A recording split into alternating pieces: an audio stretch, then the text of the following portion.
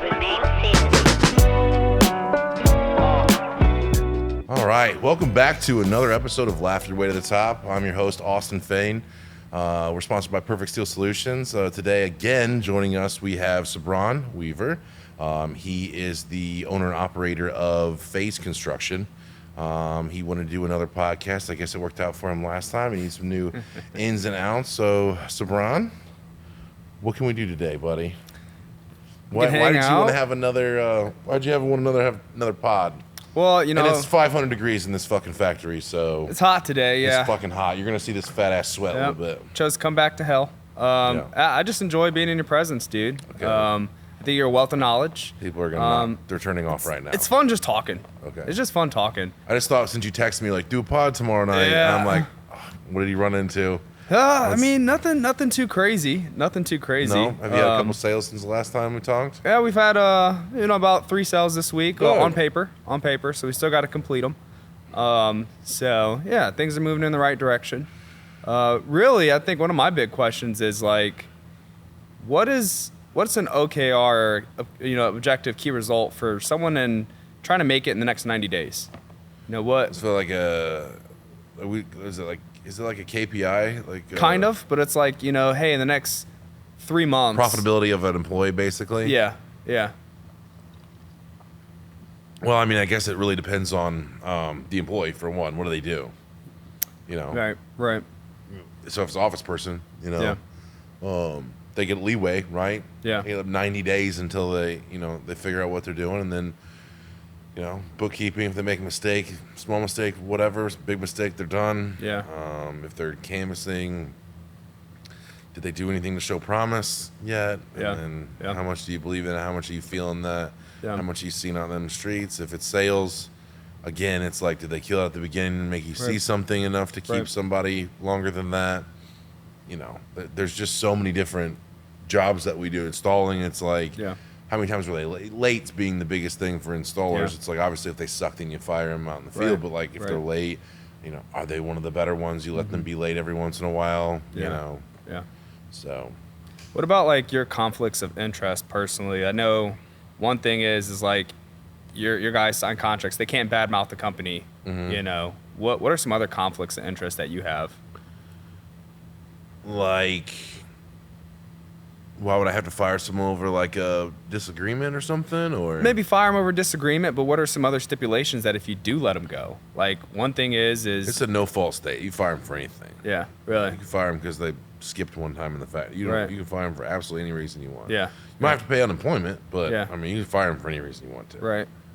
As long as it's not sex or age or familial status, things like that. Yeah, it's like there's like 4 things you can't fire them for. The equal opportunity. Yeah, equal opportunity shit. Other than that, fire them for whatever you want to. Yeah.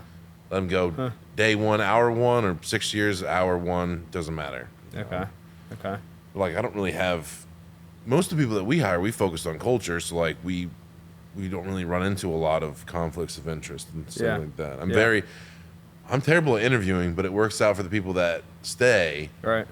Because I tell everything. Like the negative things and stuff like that. I try to get all that out and be like, I don't want to waste your time. And definitely don't want you to waste my time. So describe your culture. Like it's a real team winning and fun and understandable thing. Like Jimmy's podcast came out or is coming out this Tuesday, and he talked a lot about having that. You're not just a number inside of a thing, like you get special paid attention to. And so I think that that's a big part of why we've been successful, because if you look at all my people, none of them are the same. Some of them need maximum attention, some need zero attention, some of them need favors, some of them need help on the side, whether it's you're helping them do their taxes, or you're helping them buy a house, or you're helping them buy a car, you're helping them going to their family stuff, if someone passed away in their family, you're there for them, or money problems, gambling. I mean, there's just so many things that we integrate ourselves into our employees' life to try to help them out. I mean, I bought a guy a bed, not too long ago because he didn't have a bed. It's just, you just kind of like find out. That's culture to me, is like not having the strict, How much money did you bring to the table? Right. How effective are you out in the field? Right. There's a human element to that I think that we capitalize on, and it's not profitable to do that Yeah. most of the time. Right. Right. Just yeah. so we're clear, that's not profitable most of the time. Yeah. It's just something that we like to do. Yeah. You know, like you want to run a nice, clean organization that's high speed, low drag sort of deal. Yeah. That's not what you do. Right. You do it all by metrics and you do it all by systems and stuff. And if they don't live up to the system, you go on to the next one. Right. So Right. if you want a super profitable business, don't do what I do. Maybe if you want like longevity or Right. something like that, I could probably weasel my way into a conversation saying something like that. Yeah. But I couldn't say that it's super profitable, but it Yeah. makes me feel good. It makes them feel good. It Right. makes the team feel good. What's good for the team is good for the company. So that's how I reason them. So when do I you those guys special set stuff. goals? Sometimes. Really? Sometimes. You know, that's. I mean, what is a goal to you? Like what are my goals? Yeah. We're in a point now where we've kind of made it to the upper echelon of our fish pond. You Yeah, know, yeah. we're a big fish in that pond, and it's kind of got to be, and we're relaxed about it now. We got the systems in place. Yeah. Hardly things go wrong. Right. And when they do, they're easily fixed because we have the right personnel to fix them. Sales are consistent, marketing's consistent, everything's Right. really consistent. But the problem therein is like growth becomes a stagnant part of that. Because the salespeople are using to do what salespeople do, and the marketers are doing what they normally do. Stars are doing what they normally do, and it goes on and on and on all the way up to the management. You know, Right. the management, they like their hours, they like the way that they operate. Yeah. And so it's like it creates a little bit of stagnant growth, Yeah. which is fine if you're Yeah. already at the top. If you're doing Right. $1 million a year Right. and you're not making it, Yeah. you have to get bigger. But now we're at a Exactly. point we don't have to get no bigger. Right. This factory supports the outer people and everything like that. So I mean, we don't have to get any bigger if we don't want to. So now we have to have a conversation with ourselves going like, what do we look forward to next? Like, Yeah. we ride this out for 15, 20 years, you know, Right. everybody get fat Right. and happy and Right. old. Or do we buckle down and try reach for more, you know, and sharpen the sword and kind of like go in there and work way harder than what we have been working hard, you know, and we don't, it's not like that we're taking it easy. We got the steady amount down. Yeah. So Yeah. I'm having that discussion with my team now and be like, you guys like the way it's going? Of course, everyone likes the way it's going. Right. Everyone's right. good. Yeah. But now if they want more money or more growth opportunities, then we have to expand. And with expansion, Yeah. we have to go work the teams harder. And if we're going to Yeah. work the teams harder, then we have to have more opportunities. If we have more opportunities, Yeah. then we have to find a way to complete Yep. those jobs. And if we complete Yep. those jobs, we got to find a way to funnel all that money to make it make sense for everyone Yeah. else. So we're in the talking of doing something like that. Like, so we don't have any goals per se. The goal is always do the best that we can and Yeah.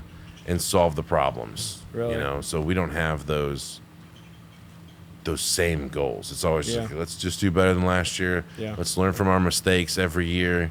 Right. If you're talking about like per employee or whatever, that'll be on a case by case. Case by case. There's Okay. no one that's motivated by the same thing. Right. Right. There's no one. So that for the employees that want to have a goal to reach, how do you set that goal for them or help them set it?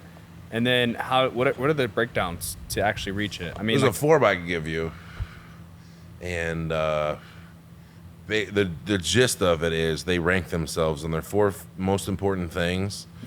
So if I gave it to you, the four most important parts of your life is what? You know, let's shit. go. Family, yeah, work. yeah. What else? Gosh, hobbies and And health. And health. Yeah. And then you rate yourself on a realistic goal between 1 to 10. Right. If you rate yourself a 10, you're just an egotistical nightmare. Yeah. You don't think that Yeah. anything you do perfect as a Right. family member, Right. as a hobbyist, as a health person, or a work person. Then you're Yeah. just not. So most of the time it's like 5 or 6 or maybe Yeah. 8, you know, Yeah. and then you go into that deep on a 1 and you schedule then a 1-on-1 and be like, well, how do we take you from a 7 to an 8? Yeah. You know, Yeah. if you think that you're an 8 dad, how do we take you to a 9? Right. You know, and then we Right. break it down. Like, what are some things that you think you're like? Well, I just don't do enough stuff with the kids. Yeah. You know, I promised I'd take them to water park, or I promised them that, you know, we could take a week off and go to there. For hobbies, like I promised that I would, you know, do one round of disc golf a week or whatever the things are. You know, if and then if it's a family stuff, like if it's not family, what's the other ones? Health, like, you know, what are some things we can do with the health thing? Well, I haven't found the time to go. What if we give you this time off to go to the gym and blah, blah, and then you work with them every 90 days you meet and then go over, like, rate yourself again. What did we fall short on? Did it work? Blah, blah. Yeah. Sometimes they'll be bonus, like, okay, what's that worth? Let's buy you membership. We'll buy you a thing. We'll go to disc golf with you. We'll pay for some more family time or give you a week off work. But then what do we equate that to? Yeah. So many sales, so many jobs, so many perfection scores, so much customer service, so much whatever. Right. You help me hit my goal, I'll help you hit your goal. Yeah. And it's that give and take that I think that we do really, really well with that, because everyone's goals are different. You know, some people just want to spend all the time with their wives. Yeah. Great. Some people want to do motorcycle trips. Great. Fishing. Great. Bowling. Great. I don't care what your hobbies are. I don't care what your passions are in life. If you want to paint, paint. Yeah. But to get the ability to do some of those things, you need time or money, and we help you figure that out. Right. And by you helping us figure that out, it motivates you, motivates them, motivates us. We want you to succeed because we'll be more profitable, and then you'll be more successful in your own life, which will make you happier, which will probably make you more and like it just goes back and forth. We kind of create like a little symbiosis going on. Yeah. Do you have guys that don't meet those goals? All the time. I think most people don't meet their goals. I mean, how many goals have you set for yourself and accomplished? You know, you get close all the time. Yeah, I mean, all the time. if you're hitting goals all the time, you're not setting goals high enough. Yeah. It sounds I like agree. a douchey motivational thing to say, but like if you are hitting goals pretty often, you're probably not striving for a bunch, because goals should be lawfully. Like it should be like Yeah. not easily in a weekend can that you're like, I'm gonna mow the grass. You know, like Yeah. Which half the time I don't even hit that goal. So that happens. So I mean, if you're not setting goals that you hit every time, like I'm sure when you were doing the detailing hard, you wanted to make 100K in detailing. Yeah. I'm sure that was a number at some point, whether it was when you first started, 5 years in, whatever, and you probably fell short. Yeah. And there's reasons why you fell short. And if I was your boss at the detailing place, like, why did we fall short? Right. Well, you know, the kids need attention, so I can't do appointments during this time. Exactly. And I spend too much time training people that don't work out, and blah, blah. And then I would have set up some form of levity in that to take that off of you, and so you could have gone do that, but you would have been like, my customer service rate or my tip amount or the way I can charge clients will go up, and blah blah blah, the timeliness or whatever the thing were.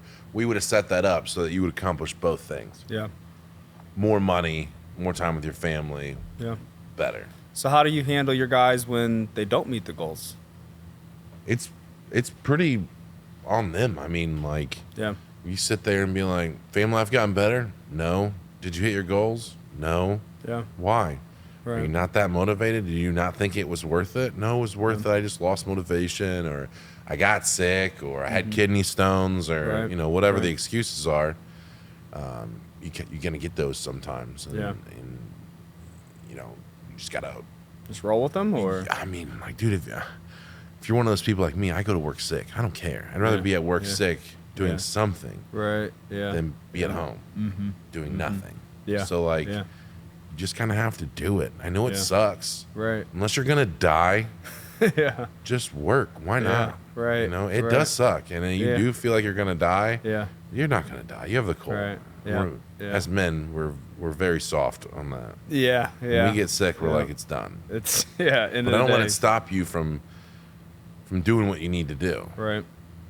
You know, and a lot of people don't sandbag, and I'm a big fan of like making sure that I get all my stuff. Maybe not sandbag, front loading, basically, those things in case something happens. I work like every day is the last day. There, in fact, then, like, if something does happen, you're way far ahead. So if you take the last week off of your, you know, 90-day goal, you're probably still hitting it. You know. Your guys in this industry, long-term goals are just an absolute nightmare. Really? It's so hard to set. Yeah. Yeah. What's a long-term goal to you, like time-wise? Well, I mean, like, let's say they want to make 50,000, or they want to make 80,000, or Right. 100,000, Right. or they want to get a company car, or they want to Yeah. get something that would take them a long time to get. That stuff doesn't work almost ever, Really? almost never. The amount of head that you have to have on your shoulders to be able to accomplish something like that is insane in this industry. Yeah. If you gave an office person that kind of opportunity, they Right. would consistently grind. Right. But type A people that go out and hustle and they, the ups and downs of the industry and stuff, they just can't stay. For those people, you got to do weekly goals. Weekly? Okay. You got to do weekly things. Weekly. And they have to be numbers instead of attitude stuff. So Really? it's like, mostly for our sales guys and marketers, it's Right. like how many doors, Yeah. Yeah. pretty much. Right. How many follow-ups? How many? Yeah. It can't be like you have to close $100,000 this week, Yeah. because that might be able in one or none, and they have no control over it whatsoever. Right. But instead, do it by a number thing, and that's the only way to do it. Like how you were doing it, you said that you couldn't come home. Colin wouldn't let you come home unless you Without hit my like, certain number of some doors, yeah. number of doors. I mean, Yeah, that yeah. is how you accomplish something, Right. Yeah. And whatever the reward is for that, on Yeah. Saturday night, you guys go with Chris because you hit Right. 1,000 doors Yeah. that week. Whatever, make it worth it. Right. You're taking the kids to go see a movie or something. Yeah. Or just being able to come home and not hear it. Yeah. Sure. That's That might be a That's daily hot. goal. yeah. Well, I hate the daily goals. I think those are depressing. I think you hit it right on the button. The week to week is the best way because, Monday might be crap, but Tuesday might be, great. I mean, and I think even just looking at this week, because I do the canvassing and the sales, but one day, one appointment, next day 8. It's hit or miss. You know what I mean? And it's really just how people are feeling. We all have lives. Like, shit happens. So people might not be wanting to hear your pitch that day, and then the next day they might. Or, gosh, it was yesterday. I had a dentist appointment at 2, and like even shit happens with me. I had a dentist appointment at 2:00. They told me, oh, this back filling is gonna need a crown. Pissed me off, ruined my day. I sat in the car for 30 minutes, not wanting to go knock, and I was just telling people, I was just like, I just can't move right now. Like, I am just so thrown off by them trying to give me this dogmatism. Like, you need to shave your tooth down and put an artificial one over it. I was like, I'm not even in the headspace. And I still went out and knocked, got one appointment, Yeah. whatever. But even walking, I was like, I'm not here. Right now, I'm still in the dentist's office. Hey, there's something to be said for just going through the motions. Yeah. Especially when your mind's not into it. Just going through the reps is better than not doing anything at all. Yeah. 100%. Yeah. Yeah. Yeah. I know I showed up to workouts yesterday at 6 a.m. I hadn't gone to bed yet.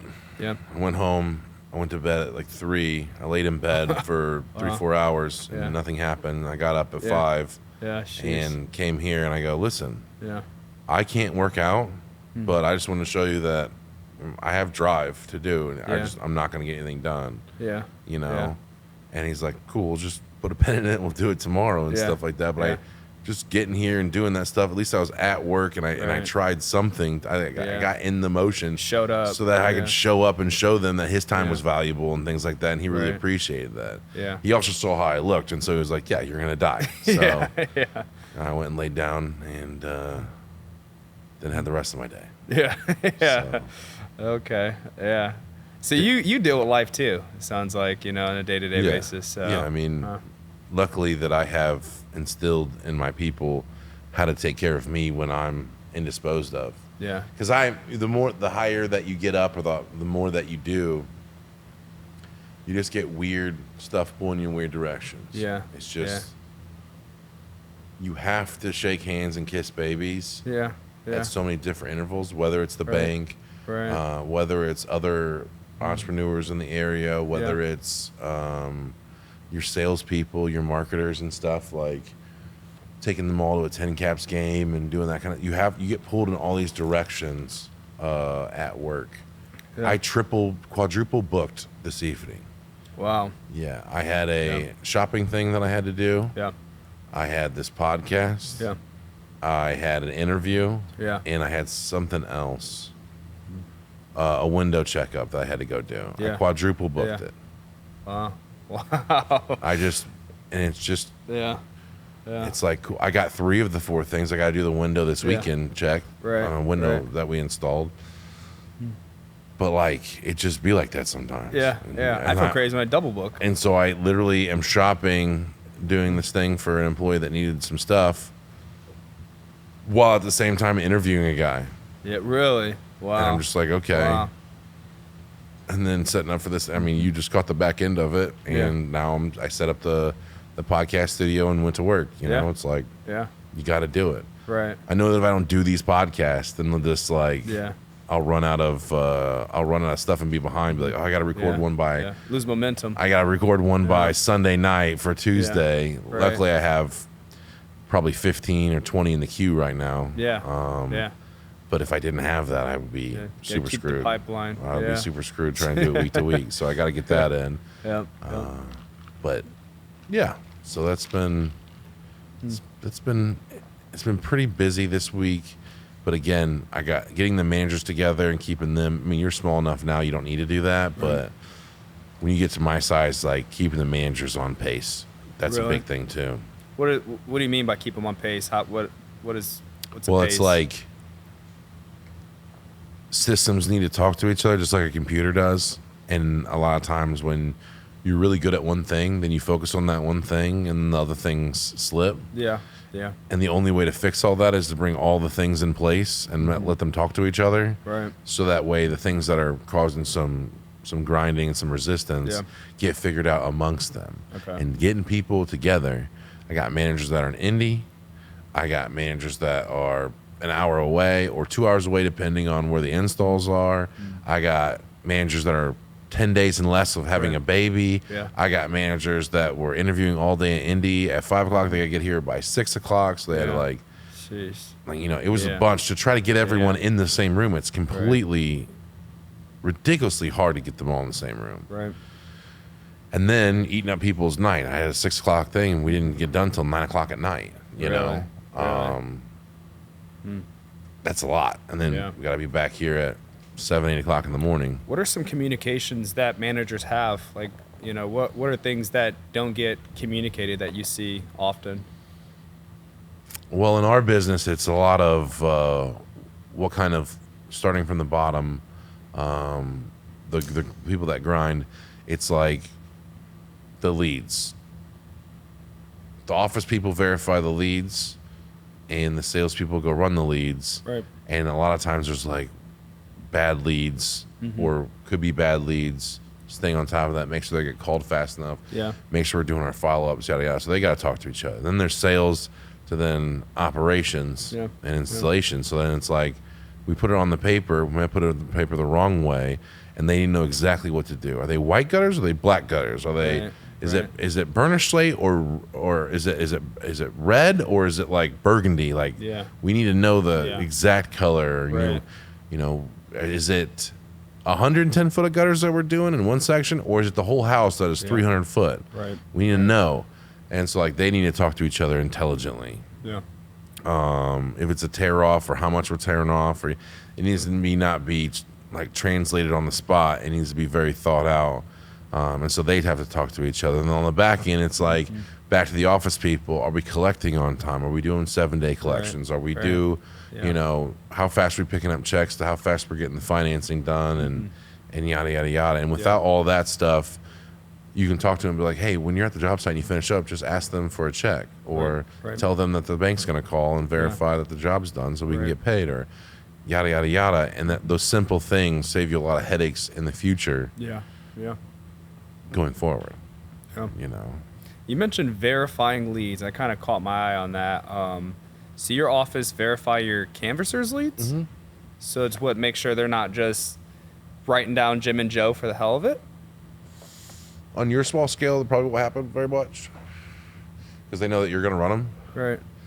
But there's a lot of things that could get lost in translation or coached or they're just not goodly. If someone lives in in a flat trailer, Yeah. there's nothing I can do for them. Right. So if right. we don't have Yeah. someone call and be like, yeah, do you own the house? No, I'm a renter. Okay, Yeah. great. We're not going to be able to help you out. Right. Like if you Right. rent your house, like Yeah. we can't do anything. If you have a land Exactly. contract, we can't do anything with your house. Really. And without that, we would run into a lot of those. If we go Yeah. into them and like, hey, I see that your property value is $15,000. Well, yeah, it's a burned out house. Or, well, we can't help you. Like we don't do rafters or don't do whatever. Right. Sometimes we call and be like, hey, I want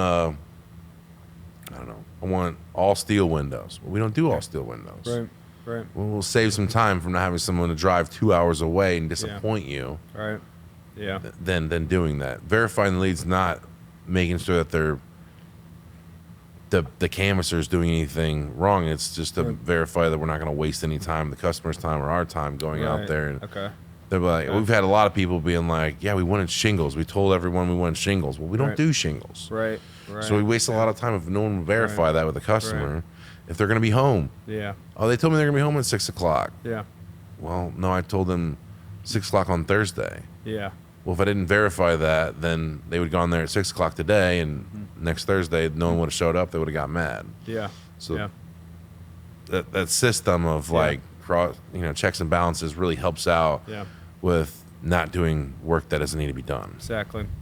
So what about like the communication from sales to production? It can't all be at the meetings. How do you guys communicate from sales over to production? It's all through contracts. Contracts? It's all through the contracts. So your project managers review the contract and all the it details should be in generates a there? work order through the contracts. Generate work orders that get transcribed on to the work orders from the Right. contracts. Right.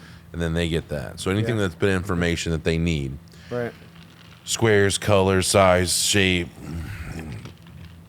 when they want it done, what days they want it done. Maybe Right. they're third shift people and they don't want to be woken up at Yeah. 6 a.m. or whatever. Right. Right. There's a whole bunch of stuff that all gets translated into the It's work automatically orders. created? Yeah, by our office people. Okay. Okay. Yeah. Nice. Nice. Yeah, they read through like the that. contracts and pick things up Yeah. and pick it apart if there's some things missing or Yeah. not. It says we are reflashing chimney on the bad parts. It's like, Yeah. are we redoing a chimney or Yeah. are we just flashing a chimney, which we do every time anyway? Right. And we then the office Yeah. people will call us, either the salespeople or the customers, and be like, what needs to be Yeah. done?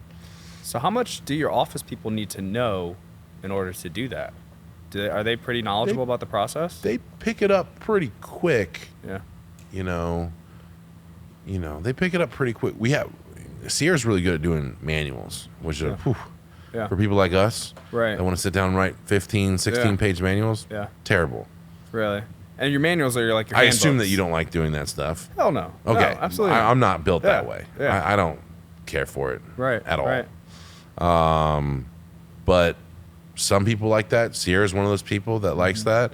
Right. And every time something happens that is some kind of kerfuffle with the entire project or whatever, some part of the project or some part of the confirmation or some part of the canvassing, some part of the sales, some part of Yeah. the installation, Yeah. she puts it in the manual Yeah. to circumvent that thing from happening again. Really. Really. So your manuals, like for example, one would be like an installation manual. How lengthy do these get? You said like 16 pages. Oh, yeah. The one for the office people is lengthy. Really. Lengthy. Really. And most of that's because they have so many document things Right. they have to fill out, Yeah. Excel spreadsheets that have to Yeah. be, the manifest has to change all the time, Right, right. So how to get into there, how Right. to operate it, when to turn it in, what time they need it done by Yeah, every day, yeah. yada, yada, yada. And then what happens, like someone calls in with X, who do we Yeah. transfer to? Yeah. For X, Y, and Z, who they need to talk to. If they have a complaint, who does it need to go to? If Yeah. they have a good review, how do we tell them to handle that? And Yeah. it just keeps Yeah. getting longer every single year. So it started off shorter, and you guys just kind of consistently added to it as things came up. Yeah, of course. It started with a script, basic script. Yeah. Yeah. Like a SOP kind of, and then Just like, hey. build a handbook out of it. This is Seabron with Yeah. Faze Construction. Right. You know, I want to make sure I'm coming out tomorrow at 6. Yeah. You guys gonna be home? Yeah. Yeah. Cool. I'll be there. All right. And then we get longer. Well, if Yeah. you're gonna be home, cool. You actually own the house. Right. We ran into a lot of people that didn't own the house. Yeah. And then be like, hey, do you guys need, any decision makers there? Do you guys want to see stuff? Do you guys have an hour? Sometimes we're like, I got 15 minutes before I got to go pick up the kids from soccer. Be like, Yeah. okay, well, that won't work. Right. And so we ran into a lot of like, they didn't have an hour for us to show them the products and go around and measure and teach them about metal roofing and stuff. Yeah. So, Yeah. you know, we kept adding to it. And then that came to like, well, what if they call back later and say they want gutters? Well, who does that go to? Right. What if they say that the gutters got messed up or whatever? Who does that go to? And how do we generate paperwork for that? Right. Longer and longer and longer and longer. Really? Yeah. Interesting. And so now you don't have to have that conversation every time. They Yeah. can simply look in their thing, handle it, Right. and it goes on without anybody getting touched. I like that. Yeah, ours. I mean, we have like a general SOP, it's probably a couple pages, but it's not anything as lengthy as that. I like that consistent additions. Yeah. Every single time, because there's so much stuff that I'll get, and Catherine, I love you. Same with you, Alex. But sometimes like I don't want to deal with the same questions every time. Yeah, You and know? that's the only way to do that. It's not their fault. It's you don't Yeah. have that Yeah. stuff for them to Yeah. do. I also made my life was a little bit different because at a certain point I got out of the field and was managing, you know. And I knew that Sierra wanted to eventually manage and stuff, and so I made her work back to back with me in the office. So like Really? she sat 2 foot apart from me and listened to Right. all my phone calls, Right. listened to everything, how I handled stuff, every email. We have to this day we still have the same email. Yeah. And so if there's anything that I need, she highlights it. Everything else she handles. And if she has Right. questions, I Right. see it. It's no big deal. Yeah. That helps a lot too. Not having a You bunch of mentioned emails. getting out of the field. Yeah, emails. I hate emails. Hate emails. Horrible. Thank you, Catherine. That's one thing we don't do is try to filter through those. But one thing you mentioned is you got out the field. Where I'm at, I mean, I started off, you know, doing the office, doing the project management, and sales, everything myself. And at a point in time, I always felt like I couldn't get out of it. Right now, where I feel like I can't get out of is sales. Yeah. You know, what does that look like? What does it look like getting out of sales? You're at a weird part, so you Yeah. don't have any capital to spend. Right, You know. right. Like so that's the hard part about like there's sales managers out there. Yeah. You know. I mean, you don't have that yet, so Right. you have to grind until you get enough money extra to be able to pay Yeah. a sales manager for a month. Right. Right. So if you're gonna pay them Yeah. $500 a week, $1,000 Right. a week, $3,000 a week, whatever Yeah. it's gonna be to make it worth it, Yeah. you gotta be able to have that bank in there so that you can get Yeah. out of there and do that. I Yeah. told you last time I think that scared money don't make money, Yeah. and so if you're taking you want to pay yourself, Yeah. and that's Yeah. well and good. Right. But keeping that money in there, you Yeah. know, till you get like $100,000 of liquid Yeah. in there before you Yeah. have to pay taxes, do all that kind of stuff. Right. Getting that and Right. spending it on talent, that's a huge win to getting out of the field. Really. Yeah. If that's what you want to do. If you want to do sales, build out Right. the other stuff, the management roles, Yeah. and you don't have to do all Yeah. the management, and you can Yeah. just go sell. If you Right. want to sell, then Right. you know do that. If you don't want to sell, then Yeah. hire a sales manager. Yeah. If the developmental map is canvasser, salesman, sales manager, if you were to go back, where would you start first? Where would you start removing yourself from There's first? nothing you have to canvas. Yeah. So you have to get canvassers. Yeah. It's three per sales rep Per is, sales is guy. our thing. Yeah. So per sales guy, you have to have 3 canvassers. Okay. Just So that's you'd start at canvassing first. canvassing. Once you got 3 of those guys and you're Yeah. busy doing Yeah. leads every day, Right. then after about 2 months of that and Yeah. you're cranking it down and stuff like that, you need to then take the money that you would have gotten paid because you have quick turnaround times right now. Yeah. Take that money and get a sales manager and you teach them the dream of like, we're gonna build a crew. You're gonna be the dude, Yeah. but you got to build a crew around you. Right. So I need you for 3 months to go sell and get custom Yeah. and make it happen. Right. And then we'll hire 1 person for you. Then we'll hire 2 people for you. Then we'll hire Yeah. 3 people for Yeah. you. And then it just keeps. Oh, then you'll need more. Then you'll go back and get more canvassers. Right. Right. And then yeah. you'll go back Yeah. and get more salespeople. Yeah. And then that's Yeah. how this all happens. So you do your canvassers, and then you bring in a guy with like management criteria, but you start him off as the sales guy. Is that what I'm hearing? for our industry, at least sales managers are a dime a dozen. Yeah. There's so many people. Right.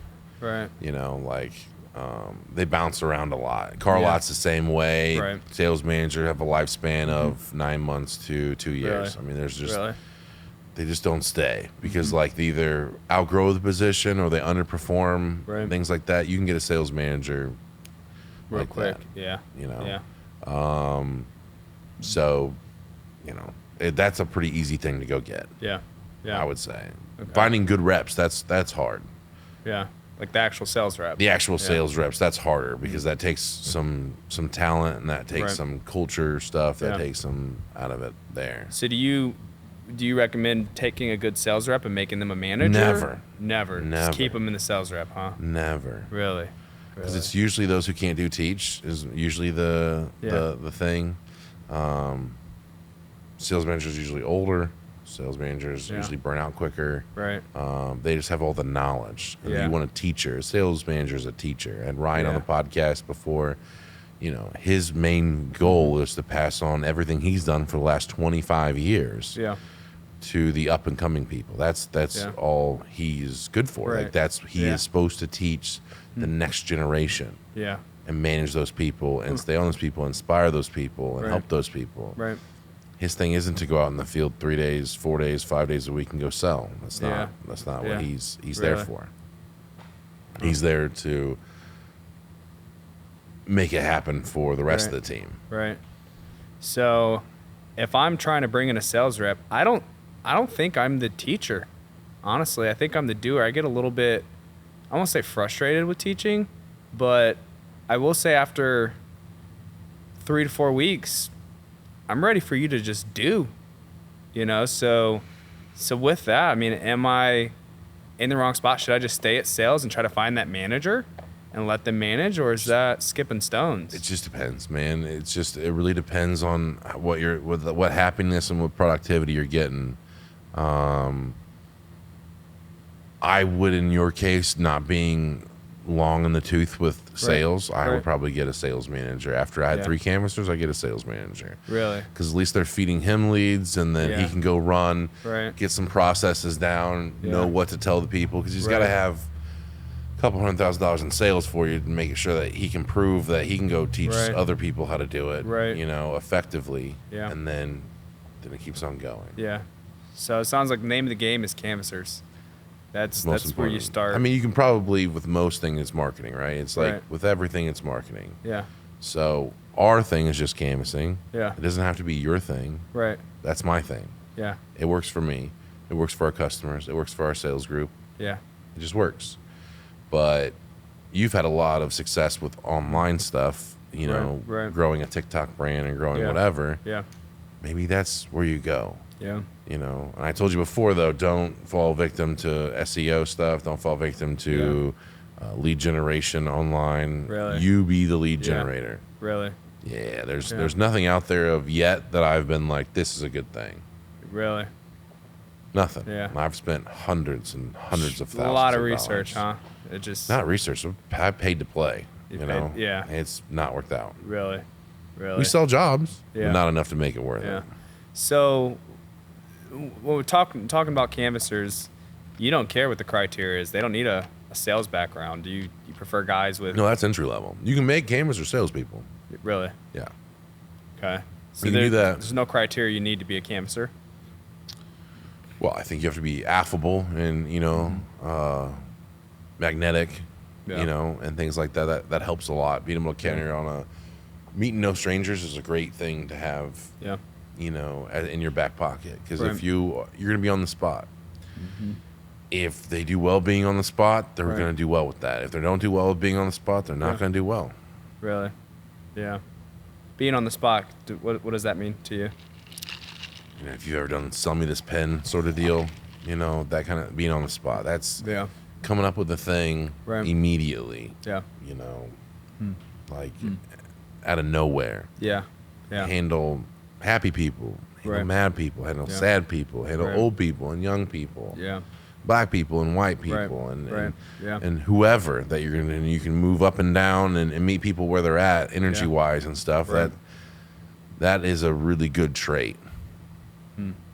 Yeah. And driven helps. Yeah. People want to make it happen. That helps a lot. So how do you keep your guys motivated when they haven't seen that success? Do you just call a spade, or Is there some process you take to help people build up? It's usually a manager's fault if people don't make it. Really? Yeah. Yeah. So I learned that from Dad a long time ago. Is like, you failed them by hiring them. You should have seen that. Yeah. Huh. I like that. Yeah. You have to look at it as like you failed because Right. you didn't choose the right person. Yeah. Exactly. Very rarely is it like, because you can work with them while they're in the field, you can Right. work with them in training, you can, Right. but at the end of the day, you probably shouldn't have hired that person. Yeah. Because you made a bad call, and you should learn Right. from that when you go to the Right. next hire. Yeah. Yeah. Is don't hire certain people that don't work out. Yeah. And is that maybe just not having that ability to meet energy, being on the spot, So kind many of different things? things. Yeah. It's so many Yeah. different things, man. I'd love to narrow it down to, Yeah. it's these three things that you're looking for or not. No, it's, Yeah. you never know. I mean, people could be there for a week and get divorced or something like that, and Yeah. it screws up their whole energy and everything Right. like that. Right. There's no right or wrong when it's like Yeah. that, but usually failed them by not having enough manual stuff, not Yeah. having enough experience, not having Right. shown them that it's possible, not having Yeah. enough structure to their life, not having Yeah. enough accountability. Yeah. It's usually a manager's fault when people Right. don't work out. Yeah. How do you structure a solely commissioned person? What do you mean? How do you give someone that, like, I don't have a clock in, clock out. There's no, like, Do your people need that?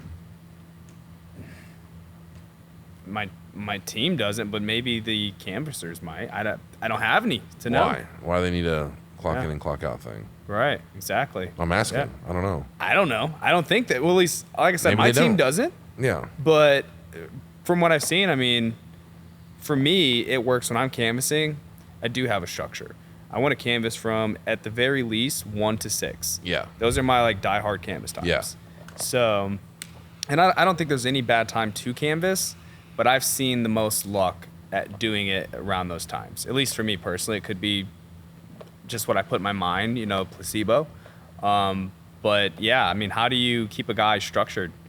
Do you not? Is it just chaos? Like, throw them out to the wind and see what they do? No, there's definitely not. I mean, we knock noon to 6 or 7. Yeah. So Yeah. I mean, that's when we get them in the office meeting Right. noon. Then we Right. go out. It's 2 hours there. So and they knock till 6 or 7 o'clock at night and come Yeah. back. So it's semi-structured. Yeah. But again, for the people that are good, they don't need the structure. They'll go Yeah. hit 2 houses, get 2 leads, and go home. It's fine. Yeah. Yeah. If that's the bar you set for them, that's fine. Like Really. maybe the bar's 5 leads, Yeah. maybe the bar's 1 lead, Right. maybe the bar's if you get one, cool. If you don't, cool. I don't Yeah. know. There's certain Really. there's you find out how to set the bar wherever you Yeah. want it to, and they usually meet it or don't meet it, and then you adjust or it doesn't work out. So you let them set their own goal? Sometimes, if Sometimes. it's within my parameters, then why not Yeah. set their own goal? Right. Some people Right. don't want to work 80 hours a week. Right. Some people don't Yeah. want even if you're going to get paid $5,000 a week, they do not want to work 80 hours a week. Yeah. So Yeah. why would you set their goal that high Yeah. that they would do that to meet the ends meet like that? Right. So they can Right. make $8,000 a week. Yeah. Also, why would you set their goal too low when it doesn't have an effect on your sales team or doesn't have effect on that? They're a non-factor. Yeah. They're not producing enough to keep your guys busy. Right. So it's got to be somewhere in the middle of that. Yeah. You just work with them and then set the bar pretty much for everyone at the same place. And some people will be fine with their 1 to 2 things a week, and some people are not going to be okay till they got 10 on the board. Right. Right. But that's all. But you need to show them. You need to absolutely go out there and kill it, or your people Show them won't that respect you can do it. Yeah. the grind at Yeah. all. Yeah. If you told someone they could make $100,000 working for McDonald's, they would try to do that. I mean, McDonald's is a fairly easy job, Right. and you get in there pretty easily. Yeah. If you showed someone how to make $100,000 at McDonald's within Yeah. 5 years, they would do that. Yeah. They don't. Really. They don't. I've heard that, like, your canvassers, your sales guys will only do as good, and they'll never do as best as the best guy. Is that true? Do you What does that think mean? that? What does that mean? Like, let's say, I sell $1 million. None of my sales reps are going to break that. They're always going to be at maximum $1 million reps. Or I set, 5. Let's say it's just average 5 leads in a day.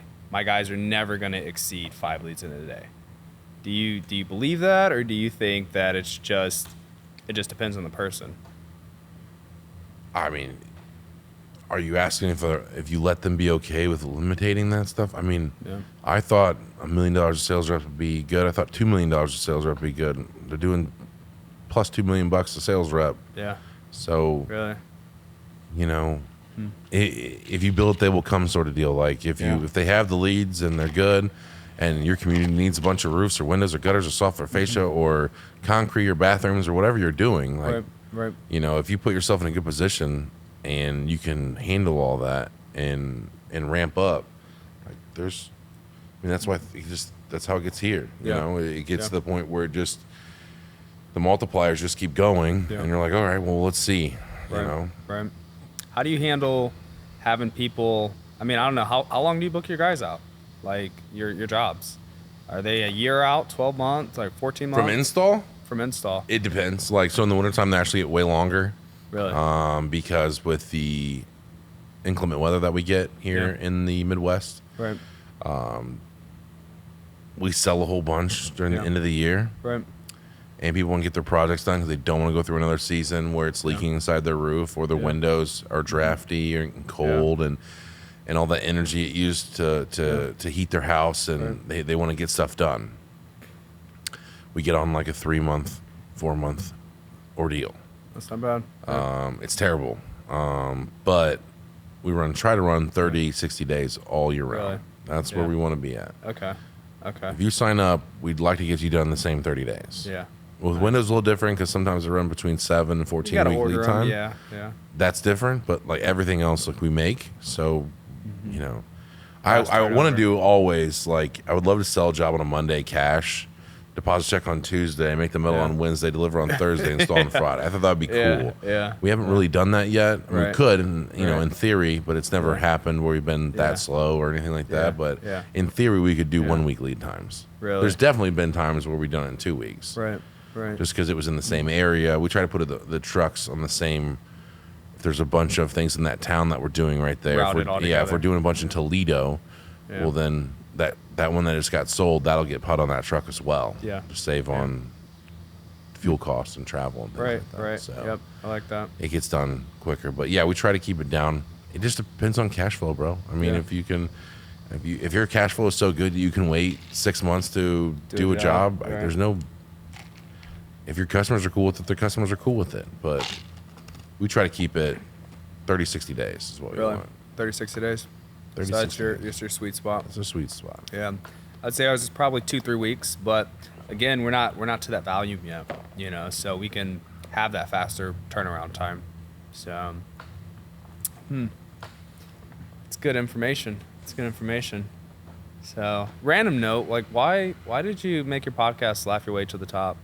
What does that mean? Man, I just don't know. I did the chat GDP when I typed in business, marketing, entrepreneurship, soft and fascia gutters, windows. I typed in, personal growth, health, everything, generate podcast names. And I just kept hitting it.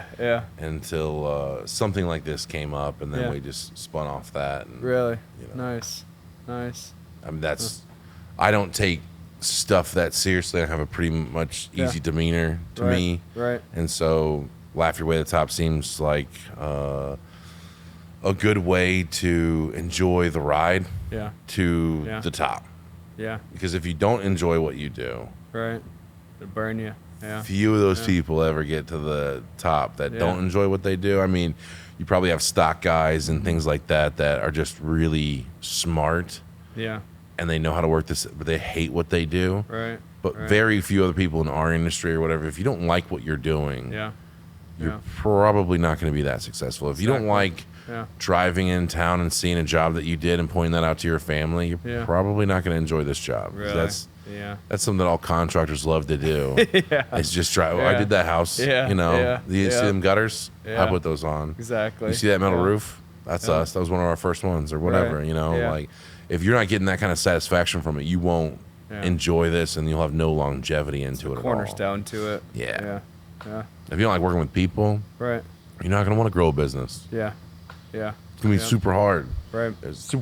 There's more talented people that work here than run businesses because like the talented people, the artisans and stuff like that, they don't want to run people. They don't want to have employees and make payroll and do taxes and do all that kind of stuff. They don't want to. They just want to do their job.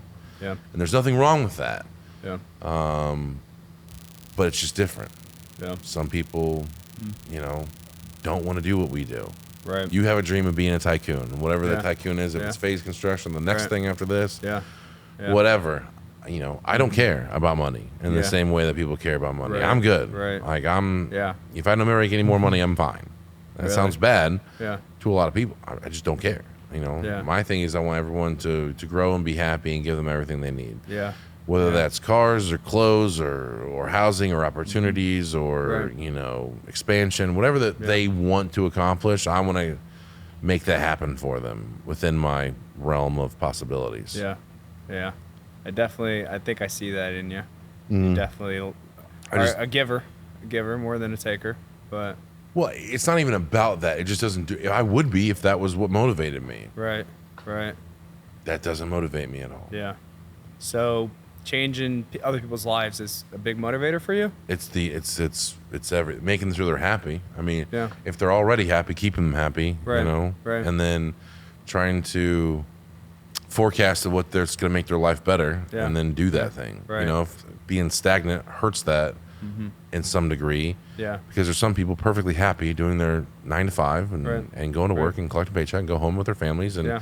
and make dinner and go on their vacations once or twice a year and Right. they're happy on that. Yeah. There's other people Yeah. that want to own private jets. Right. And I'll Right. try to make that happen within my Right. own possibility though. Yeah. There's some people that would love Yeah. to own a Ferrari. Well, I Yeah. will try to make it so that Yeah. one day that you'll have some kind of opportunity. Yeah. If you grind so hard, then you'll be able to have a Ferrari. And there's some Right. people that would Yeah. rather send their 6 kids to college Yeah. all paid for. Well, I'll Yeah. try to make that Yeah. happen. Yeah. Like I'll set it up so that way if this is your passion, this is what you want to do, and you want to Yeah. do it for me, if you want to do it for us, then Right. I'll make that happen. Does that make you feel like a people pleaser?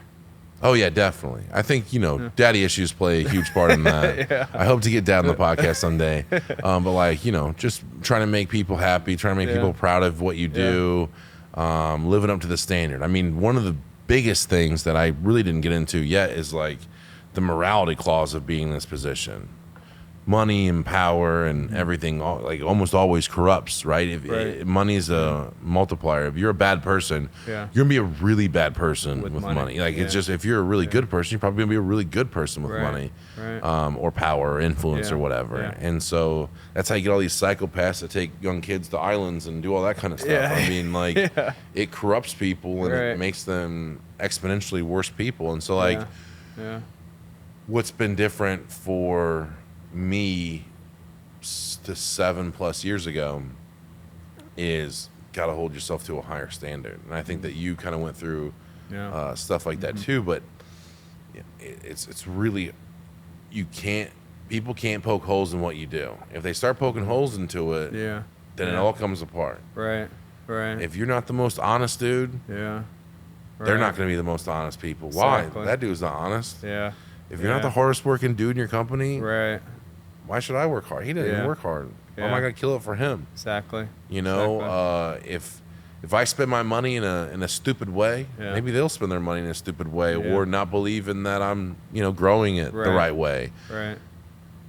You have to be unquestionably a good person. When everyone else is going out and drinking or smoking or getting side women or Yeah. partying Right. or whatever, you have to be on your grind. Yeah. Yeah. Yeah. You can't even be with your family. You have to be on Right. your grind. Yep. Yep. Because there's going to be people that are at home with their families and you're grinding. Yeah. Yeah. And then when they call you, you'll be like, what are you Yeah. doing? I want to hang out. I'm at work. So if you want to come hang out Yeah. with me, I'm at work. Right. Right. Yeah. If you set a good standard like that, it really helps people get behind you. Yeah. Yeah. And you can't be a bad person. There's a Right. lot of people, not in just the art industry, but a lot of people in the industry, bunch of different industries. Like the people at the top, they get bad names already because people don't like people that have money, right? Yeah. And like there's just that connotation of being Right. like, he's rich, he's probably an asshole. Yeah. Yeah. It's just this. Right. Fine. Unfortunately, yeah. So I played the big fat idiot that's just lucky. That's the thing I play with. And if you could overcome that, then you got to overcome, the morality clauses. You can't go drink margaritas during the middle of the day. Yeah. Yeah. You can't play video games in the office. You Right. can't. Yeah. They can't see you at a strip club. They can't. Right. All these things that you would get judged upon and would get out there, and you can't take them back. Right. It's not. Yeah. It's current, right? They never forget. Yeah. If you scream at an employee, then you're the manager that screams at people forever. No matter if you're like the nicest dude in the world after that. Right. Yeah. So you lose the right to a lot of stuff when you become the top dude. You lose the right to a lot of stuff. Like you can't lose your cool. You can't stop being motivated. Yeah. You can't ever say, I don't even know if it's gonna work out. I can't. You can't ever be like, dude, I'm tired. I don't even want to do this anymore. Right. The moment you do it, you can never put that back in. You never get the it bag. back, huh? Yeah, you can't put that back in the bag. Yeah. And so, luckily, for some reason, I did that. I think that I had good role models. Yeah. And also, I came from a place that it was not good role models. So I got to I consider them good role models because I got to go like, well, that's why they're failing in life is because they do X, Y, and Z extracurriculars. Right.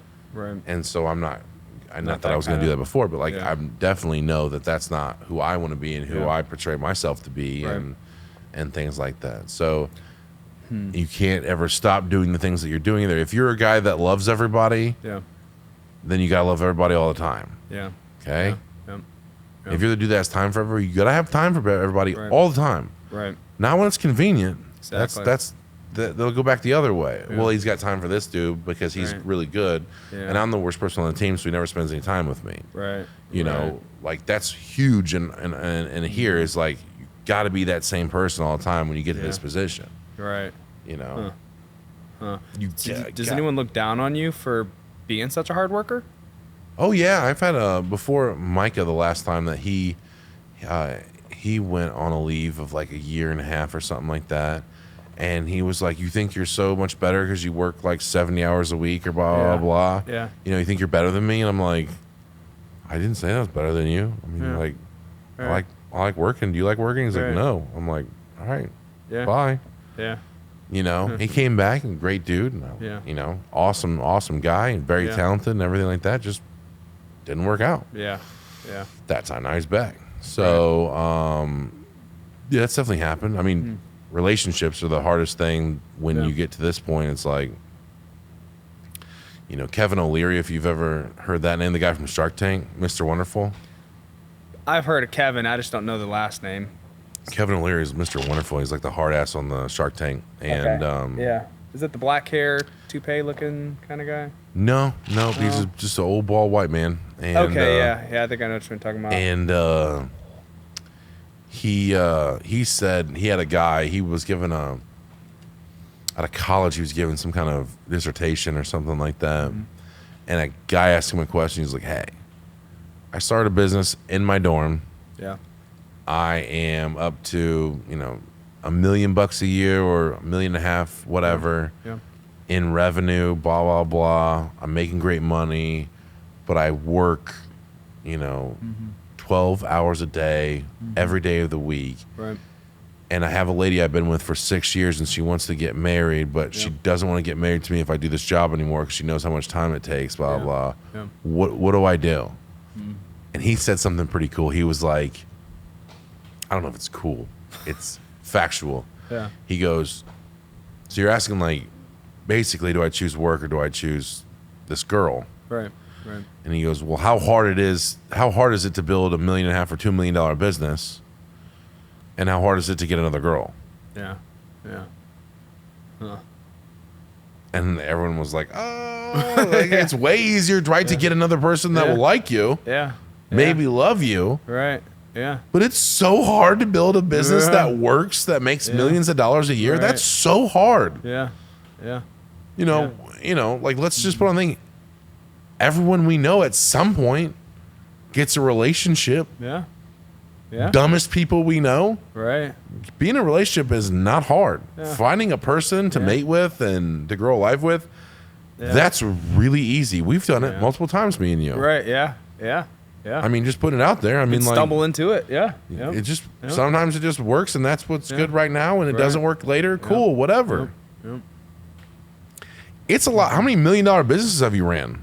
Probably How many? zero. How many? Yeah. How many relationships have you had? Yeah. Maybe a dozen. Yeah. So arguably, Right. Yeah, you get in and out of those much easier. so like that's the hard part about being when you're running a business. Is it's really hard to balance that family life, and it's really hard to give everybody what they want. Yeah. If you're gonna give work everything, that means there's nothing or very little on the other Left. side. Right. Right. You have a really successful business, or you can have a really successful family. Yeah. You can have more quality of time or more quantity of time. Yeah. You just got to choose Yeah. what you want.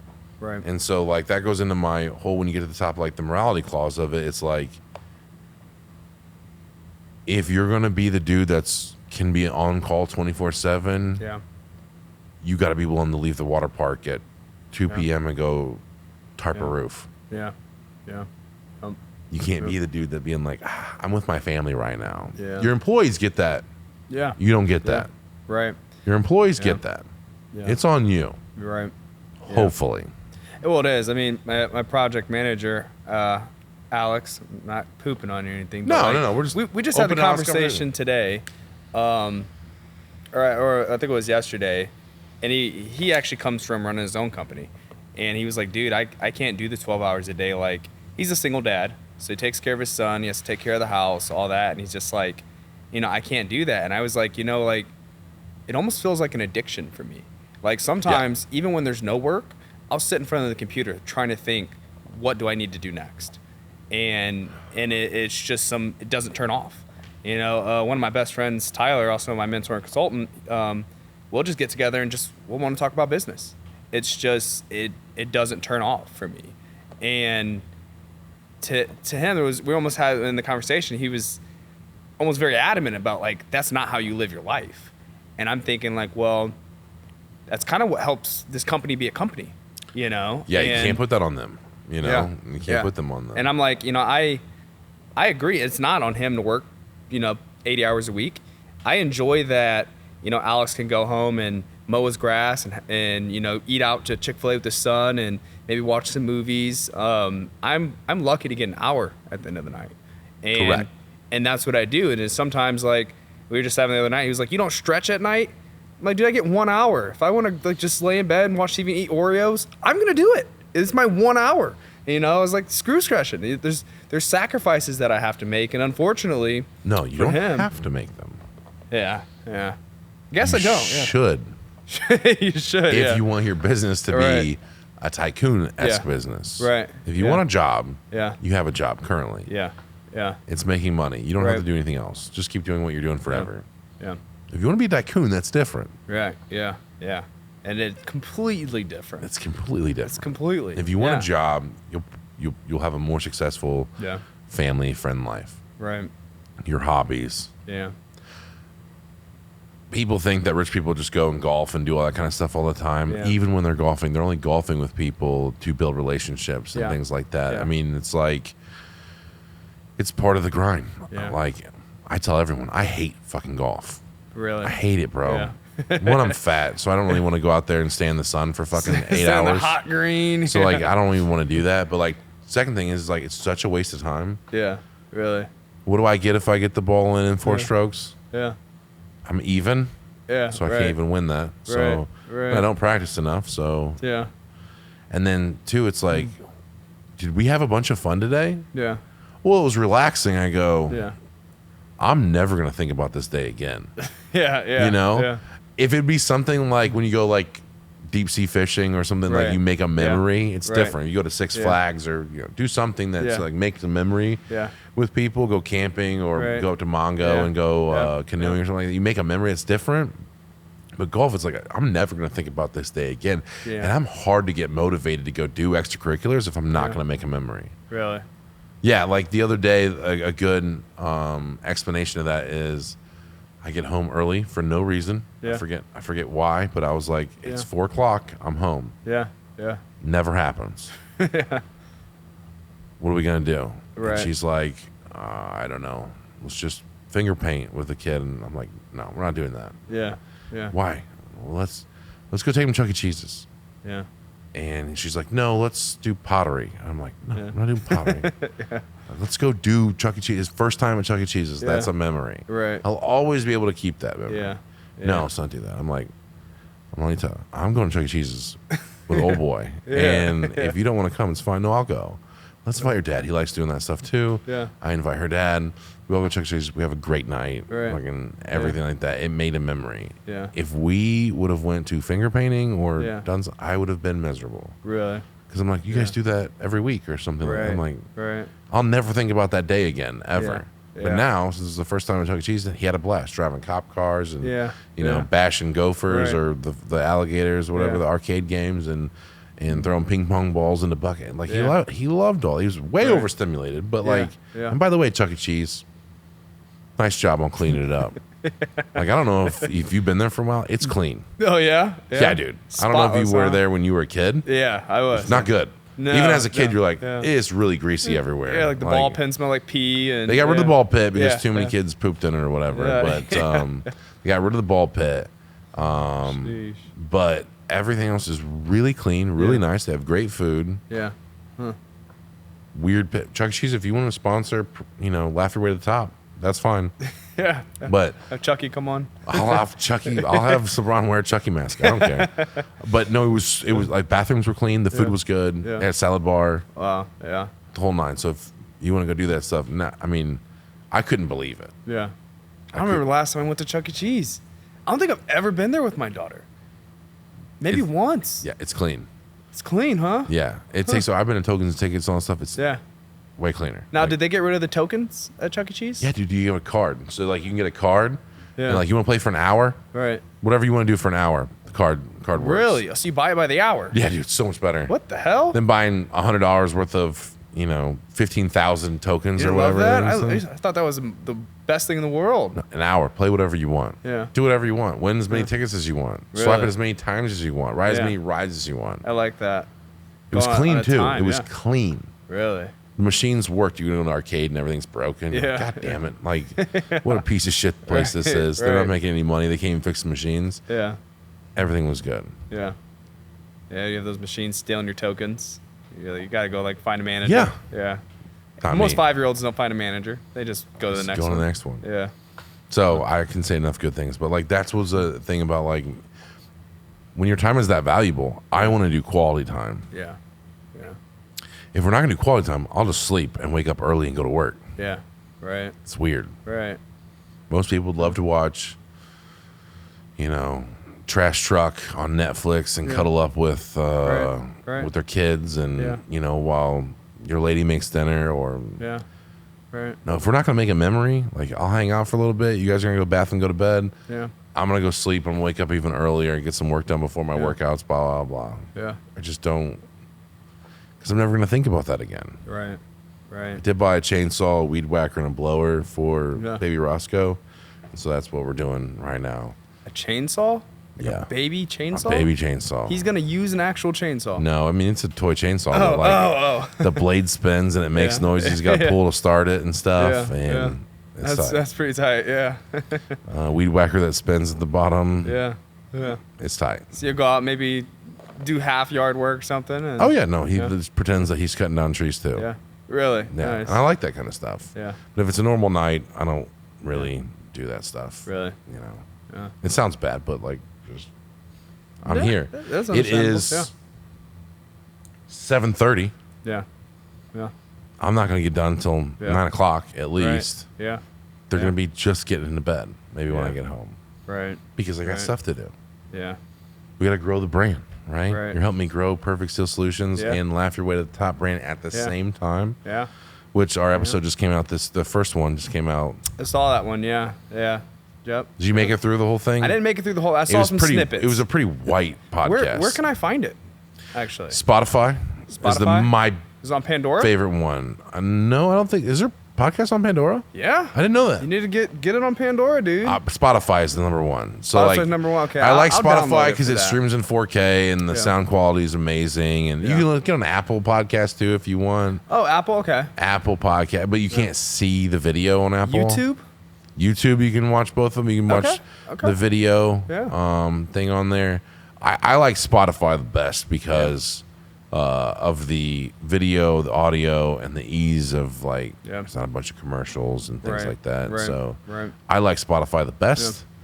But I mean, it is whatever you want to. YouTube is the I easiest. think I'll probably do YouTube. I want to watch your guys' beautiful faces. So. Just do Spotify. It's the same thing. They have videos on Spotify? Yeah, dude. People like keep going like, you listen to the fucking video. Yeah, dude. Joe Rogan's podcast. You listen to it at all? Snippets on like maybe TikTok every blue It's moon. videoed, That's bro. it. Yeah. Huh. I didn't know Spotify had video. That's new to me. Yeah. Go to Spotify. Yeah. I might have to switch that Type account in over. Laugh Your Way to the Top.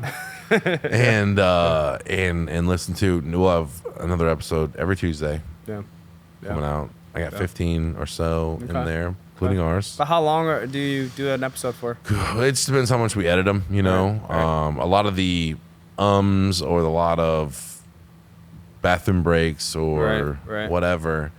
I would like to say that they're all going to be 2 hours and under. Really? Okay. That's not Just bad. depends how much stuff Needs to be I edited cut in or out, you know. Yeah. If you say some racial things, I'll cut them out, you Yeah, know, and it'll yeah, make the right. podcast less. Yeah, you know. any equal opportunity stuff. Gotta do gotta it. go. Yeah. I gotta play well to the masses. Yeah. But no, I mean 2 hours and under.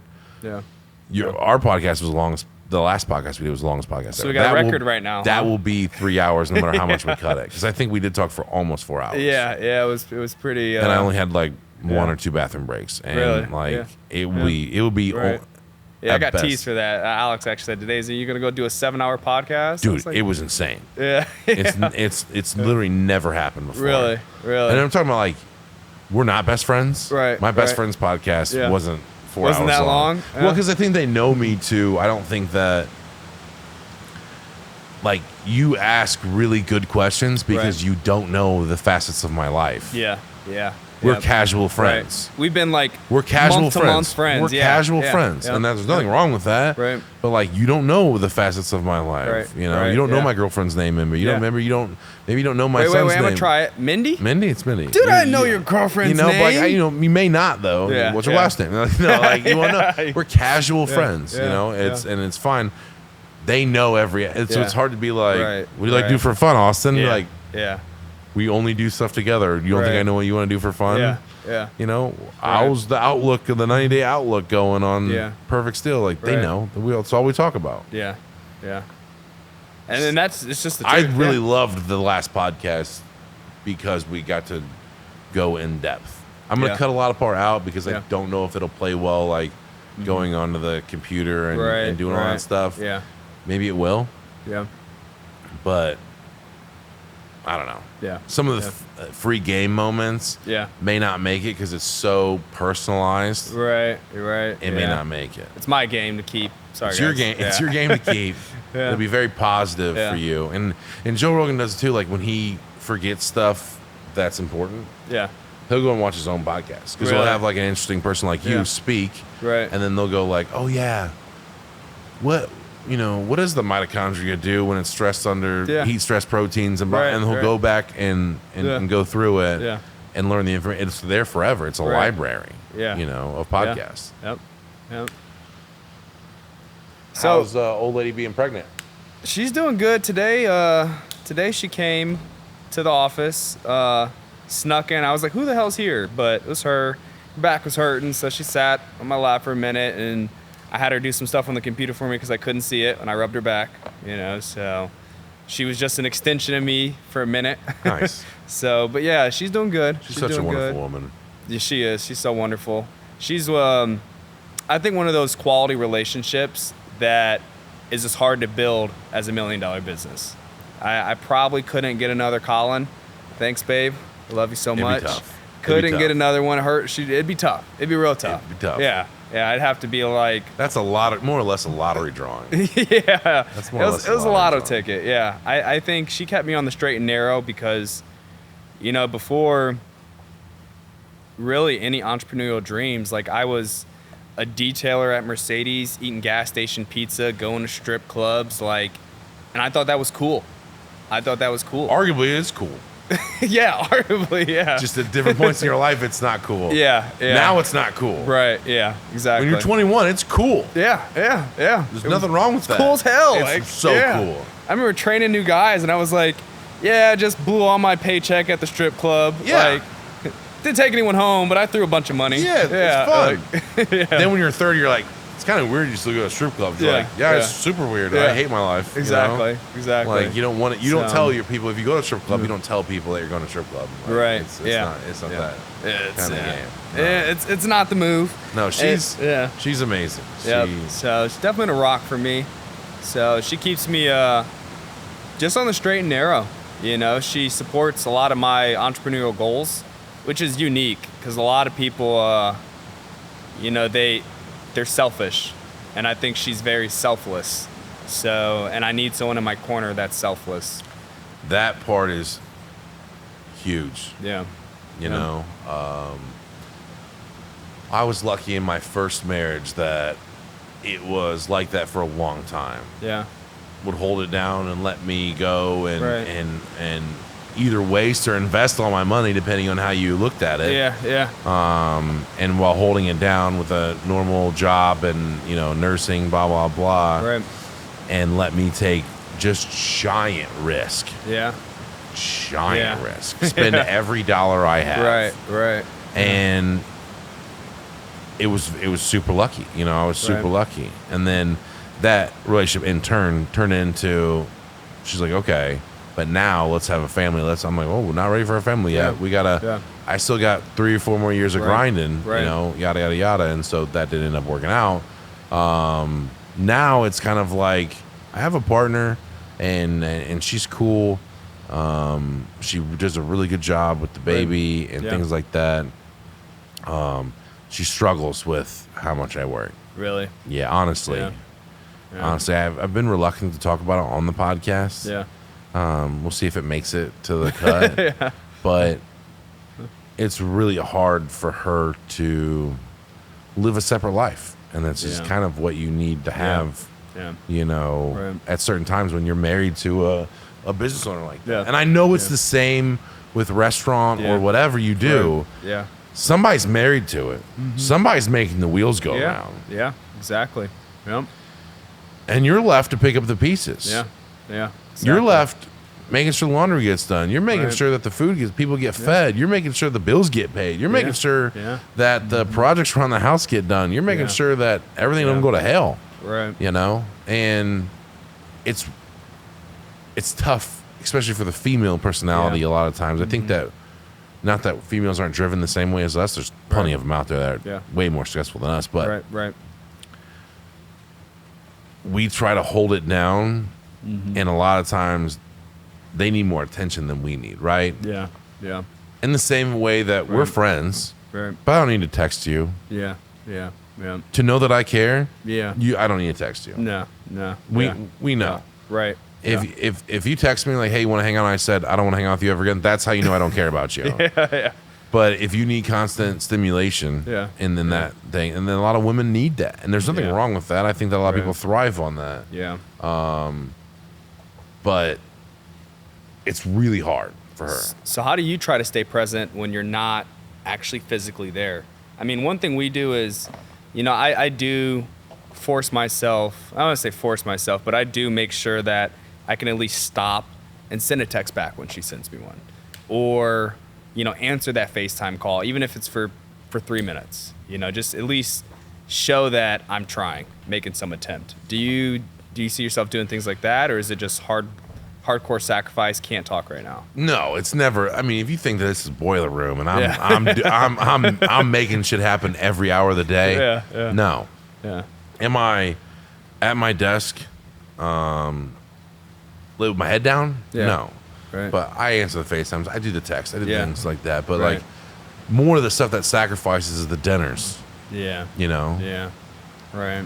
I have maybe 3 dinners a month at my house. Wow. Wow. Think about that. Yeah. That's tough. Weekdays. Let's change that. Okay. To weekdays. Yeah. Right. Right. Let's change that to weekdays. During the week, Yeah. 3 dinners. Wow. A month. Yeah. So maybe one a week if you're lucky. Maybe 1 a week. Yeah. Yeah. Last night was the night, and we took Yeah. everybody out. Yeah. You know, we did the family thing. Right. I don't know when that's coming again. Yeah. I don't know. Between making sure the guys get home safe and make sure everything's gassed up or clean or ready to go, make sure the orders are in, make sure Yeah. the trucks are unloaded, make sure I get the podcast done, whatever's Right. happening. I mean, Yeah. my job doesn't stop and start at a certain time. Like, it's Yeah. done when the work's done. Right. And so Yeah. I don't have the opportunity. Yeah. And I also feel kind of guilty. If my sales guys are going to be in houses until 8, 9 o'clock at night, I'm working until 8 Yeah. o'clock. Yeah. I can't be at home enjoying myself Yeah. when I know those guys are out there hustling, Right. for me. Right. I can't do it. Yeah. Yeah. And I know that you're the same way. Yeah. I definitely have that. You will I would say never guilt. ask somebody to Yeah. do something you're not willing to do at all. Yep. Yep. People ask Yeah. me, I had a person asked me the other day, like, you have install roofs? I go, I have before. Yeah. Yeah. Yeah. You don't want me on a roof. If Austin Fan gets on your roof, things have gone horribly wrong. Yeah. Yeah. Really. Things are bad. I have fired Yeah. someone. Right. I have let a customer down. Right. If I'm on your Yeah. roof, Yeah. bad things have happened. Really. Because, like, I have too many systems in place So that you don't that have was to a hell get of a up. fucking rainstorm just then. Sounds like money. Yeah. Yeah. Some people are gonna, Yeah. the phones are gonna be ringing. Yeah. Yeah. But like if I get on your roof, it's a problem. Yeah. It's an issue. But me and Zach have left in the middle of the night. I'm talking 1 o'clock in the morning Yeah. and driven an hour in Ohio and throw tarps. Really. Yeah. Yeah. You can't ask your employees to do that. Yeah. You just No. can't. You know, he's my best friend. Yeah. You know, he's a ride or die kind of dude. Yeah. I didn't ask him, but I'm like, hey, I'm getting ready to go. I'll go with you. Okay, cool. Nice. That's awesome. I don't Yeah. have to be Yeah. in pure darkness throwing Right. tarps in the middle of the night. You have to be willing to do that. Yeah. And you know, that's not very healthy for Yeah. you to Yeah. your family. Yeah. You leave in the middle of the night. Yeah. So you got to have that stuff locked down. Right. Yeah. I offered a guy one time. I had a prospect employee. They needed to get back to Fort Wayne. They'd worked in Fort Wayne before, and they wanted to get back here, and they didn't have a way to get back here. Really. And they had their bags packed and everything ready to go, and their dogs, blah blah. Yeah. And I, for whatever reason, did not have the time to go to Maryland or Maine or wherever Wherever the they're fuck they at, were, yeah. and go pick them up. And so I asked one of the guys that was a driver. I go, hey man, I'll pay you like $3,000 Yeah. to go drive 10 hours up there, go load it up in one day, Yeah. and drive 10 hours back. Yeah. And he goes, can't do it. And I was like, why can't you do it? $3,000 for 2 days? Yeah. And he goes, I've never spent a day away from my wife, a night away from my wife. Wow. Yeah. Wow. A night away from your wife? Huh. Never done it? Yeah. First, I thought, that's so gay. The other part of me was like, wow, that's Yeah. a pretty cool relationship. Yeah. Yeah. I've spent countless nights. I don't even have a wife. I've spent Yeah. countless nights away from my girlfriend. Yeah. Yeah. Countless. Yeah. Yeah. Probably even in this month, you've had a couple. I'm sure. 10% of my all-nighters. 10% of my time I'm away, at Really? least. Yeah. So I'm like, he's not built Yeah. to do what we do. Right. Yeah. He wants to clock in and Yeah. clock out, Right. and there's nothing wrong with that. At what time did you start to see that those overnights kind of start to take over? You Is that- mean did you hit him- having to be ready all the time? Yeah. Was very early on, Really? because you just asked me about manuals and stuff like that. Right. And we've talked about it even last time. I think we got into it. It's like, Yeah. you do not have time, Yeah. 9 to 5, to do Yeah. manuals. No. No. That makes you zero money. Yeah. Zero. Right. So you either got to do it before 8 o'clock Yeah. or after 5 o'clock. Right. Right. Yeah. And that was it. That was what was happening. I mean, or very early on. Right. And when I had my own office, we didn't have a janitor. Yeah. I was the janitor. Right. You cannot clean the toilets. It doesn't make sense. 9 to 5. Yeah. 9 to 5. You cannot do it. Yeah. Yep. You cannot vacuum the floors during business hours when people are on the phones. You're right. Exactly. You do it when everyone leaves. So you don't work from home at all? Zero. I have no motivation to work at home. Really? I'm the worst, Really? bro. Huh. I'm like everyone out there that goes, I'm going to go home and get some stuff done, and then they go home and sit on the couch and watch TV. Really? I'm that. Yeah. 100%. Really? I've never been able to do it. Huh. Any job I've had, anything ever, Yeah. go make phone calls at home. Oh, okay, I'll do it. And I don't do anything. Really? I cannot. Really? There's too many distractions. My autistic side of my brain goes crazy, and I'll go do whatever. Yeah. I can't focus. Can you? Oh, absolutely. Absolutely. I mean, can't at all. I will go home and I won't call it a problem, but I'll go home and I'll get my laptop up. I usually like to be at the table, but when I'm trying to, be with Colin, I'll have my laptop on the bed and she'll be watching TikTok, but I'll turn the TV on Netflix just so I feel like I'm not working, no. but I'm actually working. Oh, God, no. I couldn't do it. If I turned on Monkey Kingdom in the background, Yeah. like, what is that? Yeah. I would just be watching it the whole time. Really? There's no Really? way. My brain does not work like that. I was terrible at homework as a kid. Yeah. Very early on, I knew that I was not going to be Really? successful doing that. Yeah. So you just got to have no other distractions. Just straight Nothing. focus. Yeah. Has to be a work environment. Nothing. I can get away sometimes when I'm doing monotonous stuff. Yeah. Listen to podcasts. Right. Right. That's Monotonous it, huh? stuff. When I get on my Zamboni and like clean the floors. Yeah. When I'm going through emails and stuff. Yeah. Sometimes I can get away with it. Yeah. Most of the time I cannot. I delete Snapchat. Really?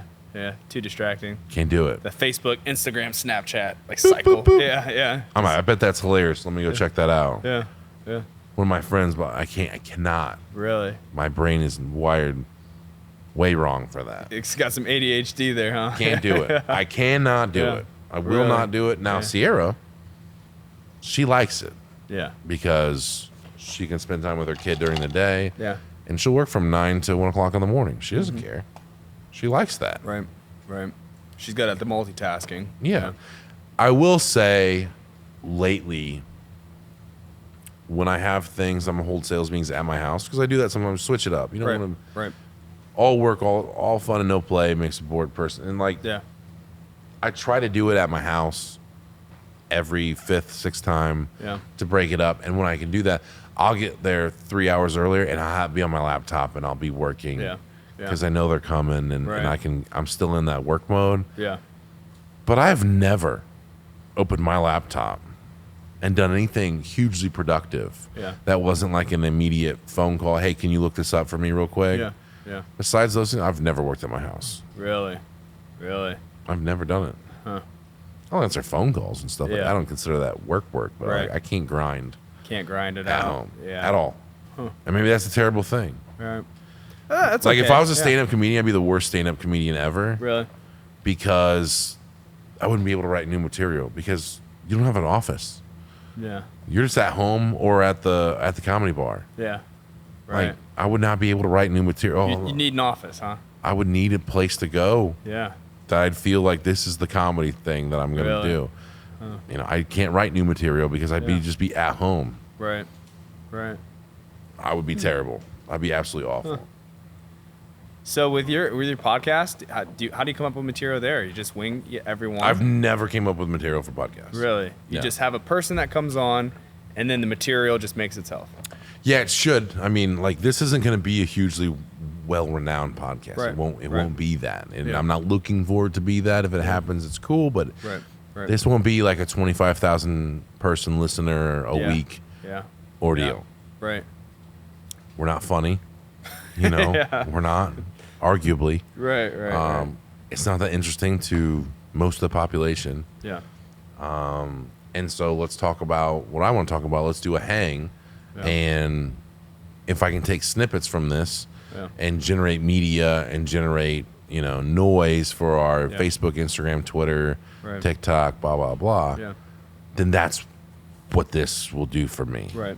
Maybe at some point I will have to get, I know that we've talked, in the past of getting like, when we get questions and things like that, I'll teeter to that.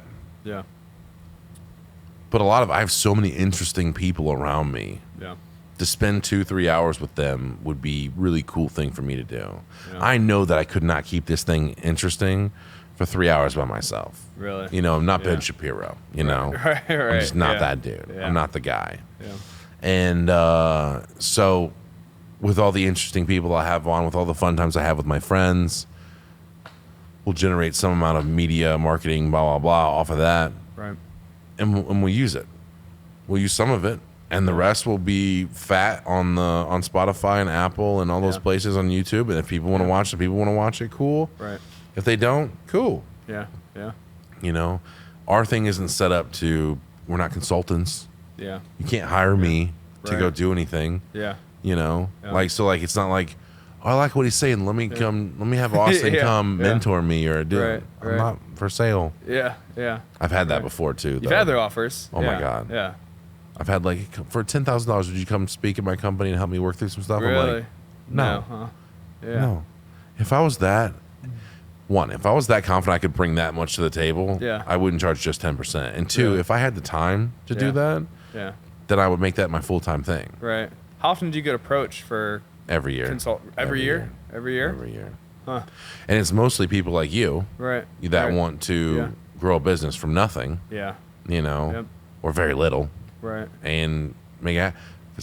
Could we spend 3 hours talking about canvassing? Absolutely. Yeah. Right. That is a very hard niche aspect that no one knows anything about, and there's very little media on it. Right. And so we could talk about that, how to make that work. And then we could talk about closing. Right. And we could talk about marketing. And we could talk about insulation. Yeah. We could talk about products. Right. Whatever comes up that's clever that you want to talk about, let's talk about that. Because if you're interested in it, there's probably a couple other people that are interested in it. Yeah. And I want to touch on those things, and maybe that'll make the final cut. Maybe that'll make some good snippets, and that's what do but having material prepared seems weird. Maybe when I get highfalutin people on and people that I don't know anything about, maybe I'll have that stuff. But I think I keep the conversation at least interesting. That's my what I bring to the table, and all this podcasting is like, I'm an easy person to talk to. Right. My voice carries pretty well in this podcast. Yeah. And so we'll keep that going. Right. And if you sit and at least respond to whatever I ask you and you ask some questions, it'll keep on going. Yeah. And then when it's dead, we're like, and we don't have anything to talk about, we'll just end it. Right. And that's it. it. And that's it. Cool. Yeah. I think a first podcast today that went out. I mean, me and Zach's podcast was only 57 minutes. Yeah. Yeah. I had never done one before. Right. Right. And it was 57 minutes. Yeah. All of them after that were 2 hours. Yeah. Really. And then until recently, went 3 hours with you last time. Yeah. Yep. So obviously there's a learning curve to even you'll find this. a sweet spot. Yeah. I'll find a sweet spot, or maybe there's no sweet spot, and I just keep on doing. Just go. What I'm doing. Just ignorance is bliss sometimes. Yep. But someone's gonna want to. There's so many people starting these kinds of businesses that if they get a hook on this and it gets through their own communities and stuff, it'll be huge.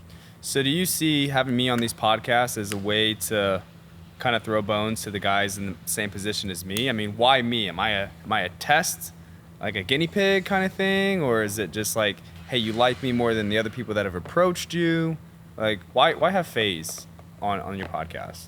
I'd like to get actual competitor. You're not a competitor of mine, right? You do asphalt, and you right. Completely different ballgame. I mean, it wouldn't be chasing your tail. It'd be so different. Yeah. But I'd like to have competitors on. I've asked one, still not a huge response from the local people from doing it. Podcasting is not for everybody. Right. I just want you to succeed, Yeah. pure and simple. I mean, there's nothing wrong with that. Mm-hmm. But why want me to succeed over these other people that same ball park as me, same industry, same type of field of work, same level at the company? Ooh, I don't know. I don't know. Maybe I like you. Maybe you're handsome and Yeah. I trust you and you seem like a good character. Yeah. I think that you deserve it. And I think that when I think about you, a lot of times, and you can take this as disrespect or not, you're just all over the place. Yeah. If you would ever get Yeah. focused on one thing, Right. Yeah. you would probably be really successful. Yeah. You know, Yeah. I've tried to get you to work for here Yeah. multiple Right. times. Yeah. Yeah. You know, and then it was real estate, and then it was Right. back to detailing, then it Yeah. was lighting company, and Yeah. now it's this and Yeah. stuff like that. Like, I Yeah. really want you to find something you like doing and doing Focus that. on it, You yeah. know, Right. if you finally like doing that, I mean, I've already told Yeah. you could 3x just come work for me and be done. Right. You know, then you Yeah. can have family time. You can do all that. Yeah. Yeah. I've just seen you work hard with not as much return as you would like. Right. Yeah. And I Yeah. think that I want you to succeed in that thing. Yeah. You know, I'd like to see your growing family have whatever it is that you're looking for. I think you kind of hit it on the nail. Sometimes I do feel like I work so hard and probably get the least return on it. You know, why do you think that is? Just you're too spread out. You need, if you focus on one thing, Yeah. you're too scared of letting the detailing thing go when you're doing the realtor to make the realtor thing last. Right. And you didn't make the detail thing work because you were doing realtor things. Right, right. And you didn't make the detailing thing work because you went on to do the Christmas lights. And you Yeah. didn't make the Christmas Yeah. lights thing because you found Yeah. Faze. Right, And when, you right. know, if you don't focus on Faze, you want to do, what's the next thing? Weed control or something Right, like that. right, yeah. Then Faze will, and you go into Yeah. the weed control, and you'll Yeah. just keep on Yeah. doing these things. And it'll look like progress because you're doing different stuff. And by Right, all rights, right. I mean, if you're doing different stuff, Yeah. maybe it is. Yeah. Yeah. Maybe your passion is just to do a Right. whole bunch of different stuff. Right. But if you would ever get super focused, and if I could mentor you into success, Yeah. there's opportunities there. You've known that now because Right. like you've got a taste of it. Knowing Yeah. nothing about nothing, Yeah. you've come in and Yeah. been successful. Right. Now, if you can scale it, that's Yeah. the part that people Yeah. struggle with. You know, so I mean, I just want you to be successful. I mean, Yeah. Yeah. that's the name of the game. Right. Right. I'm, by all rights, mildly successful. And so, you know, at this point in time, it's about ensuring that my people Right. go on and be successful and everything like that. And whoever is a part of my group be Yeah. successful, Yeah. you know, and that's fine for me. There's Yeah. plenty of work. Whenever there's no Right. work, maybe I'll stop giving free game away. You Yeah. know, I don't know. Yeah. But like, Right. it's you know, a lot of comedy. I take a lot of stand-up comedy. It's one of my passions Yeah. and one of my hobbies. Listen to a lot of stand-up comedy, and like if you look at the best ones, they always give free game away to the people that are coming up. Yeah. Always. Okay. And for what reason? Why would they Right. want to muddy the waters and, Yeah. and make less work for them Right. or make it more competitive? And it just seems like the more and more they do that, the more and more successful they get. I don't know if it Yeah. sharpens their sword, Yeah. remembering the struggles Right. they've had and Right. how they got to the place that they're getting to. Yeah. I don't know if it's those people take off and they take them even higher with them. I don't Right. know what the thing is, but I've seen it work and I've seen it happen.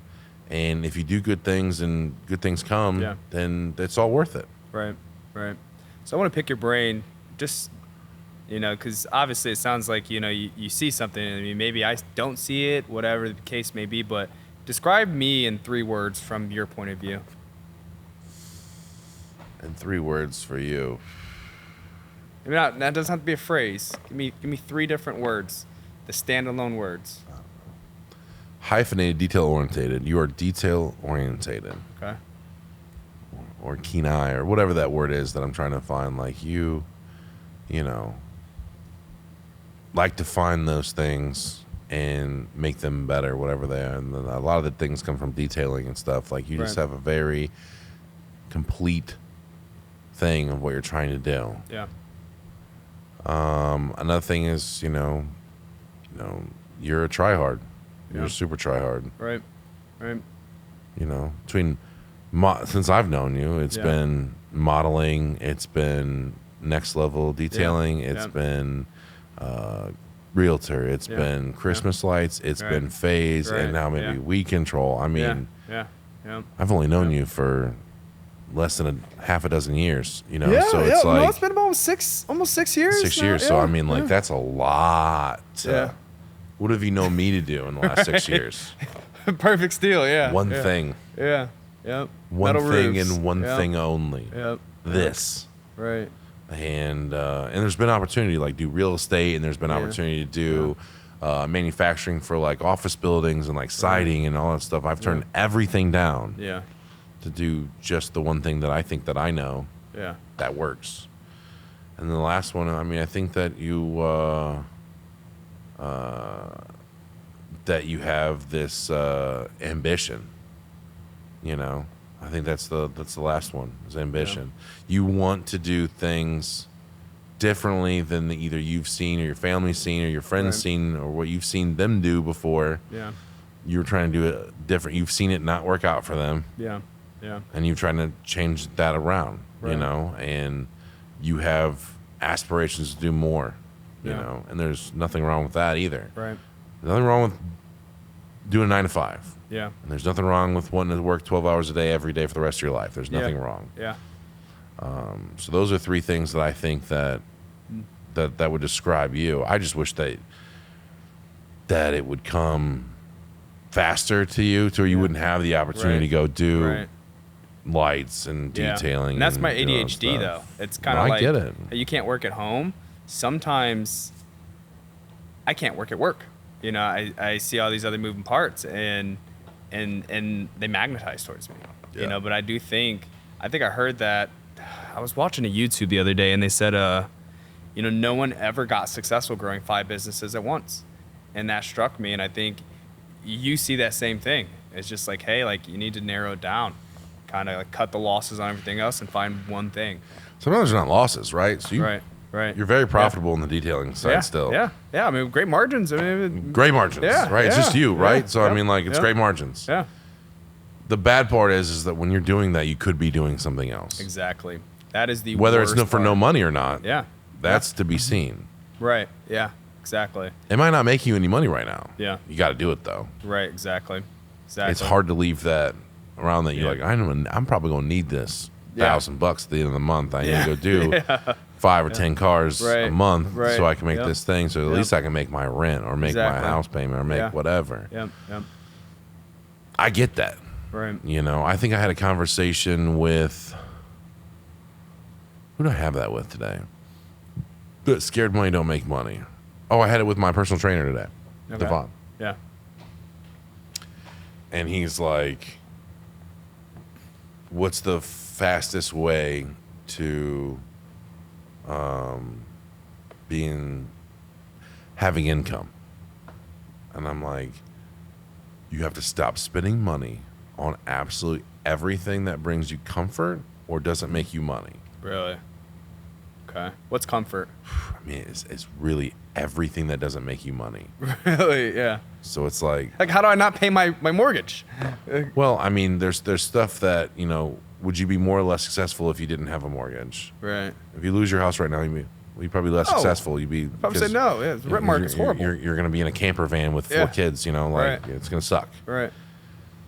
But, you know, like I was like, the Chuck E. Cheese's, that Yeah. was not a thing. Yeah. You know, the while back, that was not drinking, Yeah. going on vacations, Right. Right. cars, clothes, Yeah. the things that make you zero money, that are Yeah. comfort things. Yeah. You know, I see your nice pickup truck. I like your Right. new pickup truck. Right. Yeah. Yeah. That'll probably make you no money. It might get you around. Yeah. And you might be Haul a presentable. trailer every now and again. That's Maybe it. if that's what you get paid to do, if that Right. makes money, Yeah. then cool. Yeah. Yeah. Maybe not though. Right. Right. Maybe a $3,000 pickup truck probably Yeah. do the same thing. Do the same thing. Yeah. We still have the original pickup truck for Perfect Steel. Really? It's Yeah. got 350,000 miles on That's it. now. nice. Yeah. Wow. You know, and would it make sense to get rid of it? Yeah, but I mean, like, do more with Nostalgic. less. Yeah. You know. Yeah. So I go like, your biggest thing is to find something that can make you money. You don't have a lot of money. Being a personal Right. trainer, Yeah. he's not independently wealthy, right? Right. His biggest things are food and overhead, right? His Right. his rent and his electric and car and Yeah. insurance, blah blah. Right. His basic bills. And I go, you should be grinding in such a fashion to go buy a house. Yeah. Go buy a house that you can rent out Yeah. and then go live in your car. Yeah. Huh. I know it sounds retarded Yeah. because you're sick of living in an apartment or a house. I don't know where he lives, but like I'm Right. sure you're sick of whatever rent situation you're doing right now. Right. Buy a house and then rent it out. Yeah. Rent it out on Airbnb and live in your car. Yeah. On the nights that you have it rented, you live in your car, you go take showers at gas stations. Yeah. Yeah. And you'll already have some income from that. Right. And then don't spend anyway. Still grind. Yeah. Do your 2 or 3 jobs that you do, blah, blah. Keep Yeah. all the money Right. until you get another house Yeah. and live in your car. Okay? Yeah. Like, and then you can Live do in it. your Like, if car you want to again. do Yeah. it fast, I'm talking Right. about fast. This is not comfort. This is Yeah. not like, Yeah. if you have a fast. family, this Yeah. is the fastest way to do Yeah. that kind of stuff is like, Right. that's the fastest way. Yeah. That'll bring you money every month. Right. That'll Right. be very easy to upkeep. You can clean Right. all the stuff yourself. There's Yeah. no overhead, blah, Yeah. blah. Yeah. You'll be fine. Right. And he's like, that makes a lot of sense. I go, but you won't do it because that's really hard mindset to get into. Yeah. That's a really, really, really hard mindset to get into. Now, does he have kids? I think he's got a daughter that lives in Indianapolis. Okay. Okay. Yeah. Yeah. I think for me having a family and kids is harder. You're not trying to do it those fast, kind of though. things? You're Yeah. trying to do it right and blah, blah. Right, I'm saying right. fast, that's the way to do it. Yeah. Something like that. Buy a car and go rent it out on Turo. Yeah. Do something like that that makes you money. Right. And then don't spend any money on anything else. Yeah. That's the biggest game. Right. When I first started, we started with $25,000. Yeah. Yeah. And it's not a whole lot of money to Right. run a $10 million a year Yeah. organization. Right. Right. But if you spend no money, if you pay yourself $1,000 a week, but then you put that $1,000 a week and go buy a car that costs you $200 a week, and you only live on $800 Right.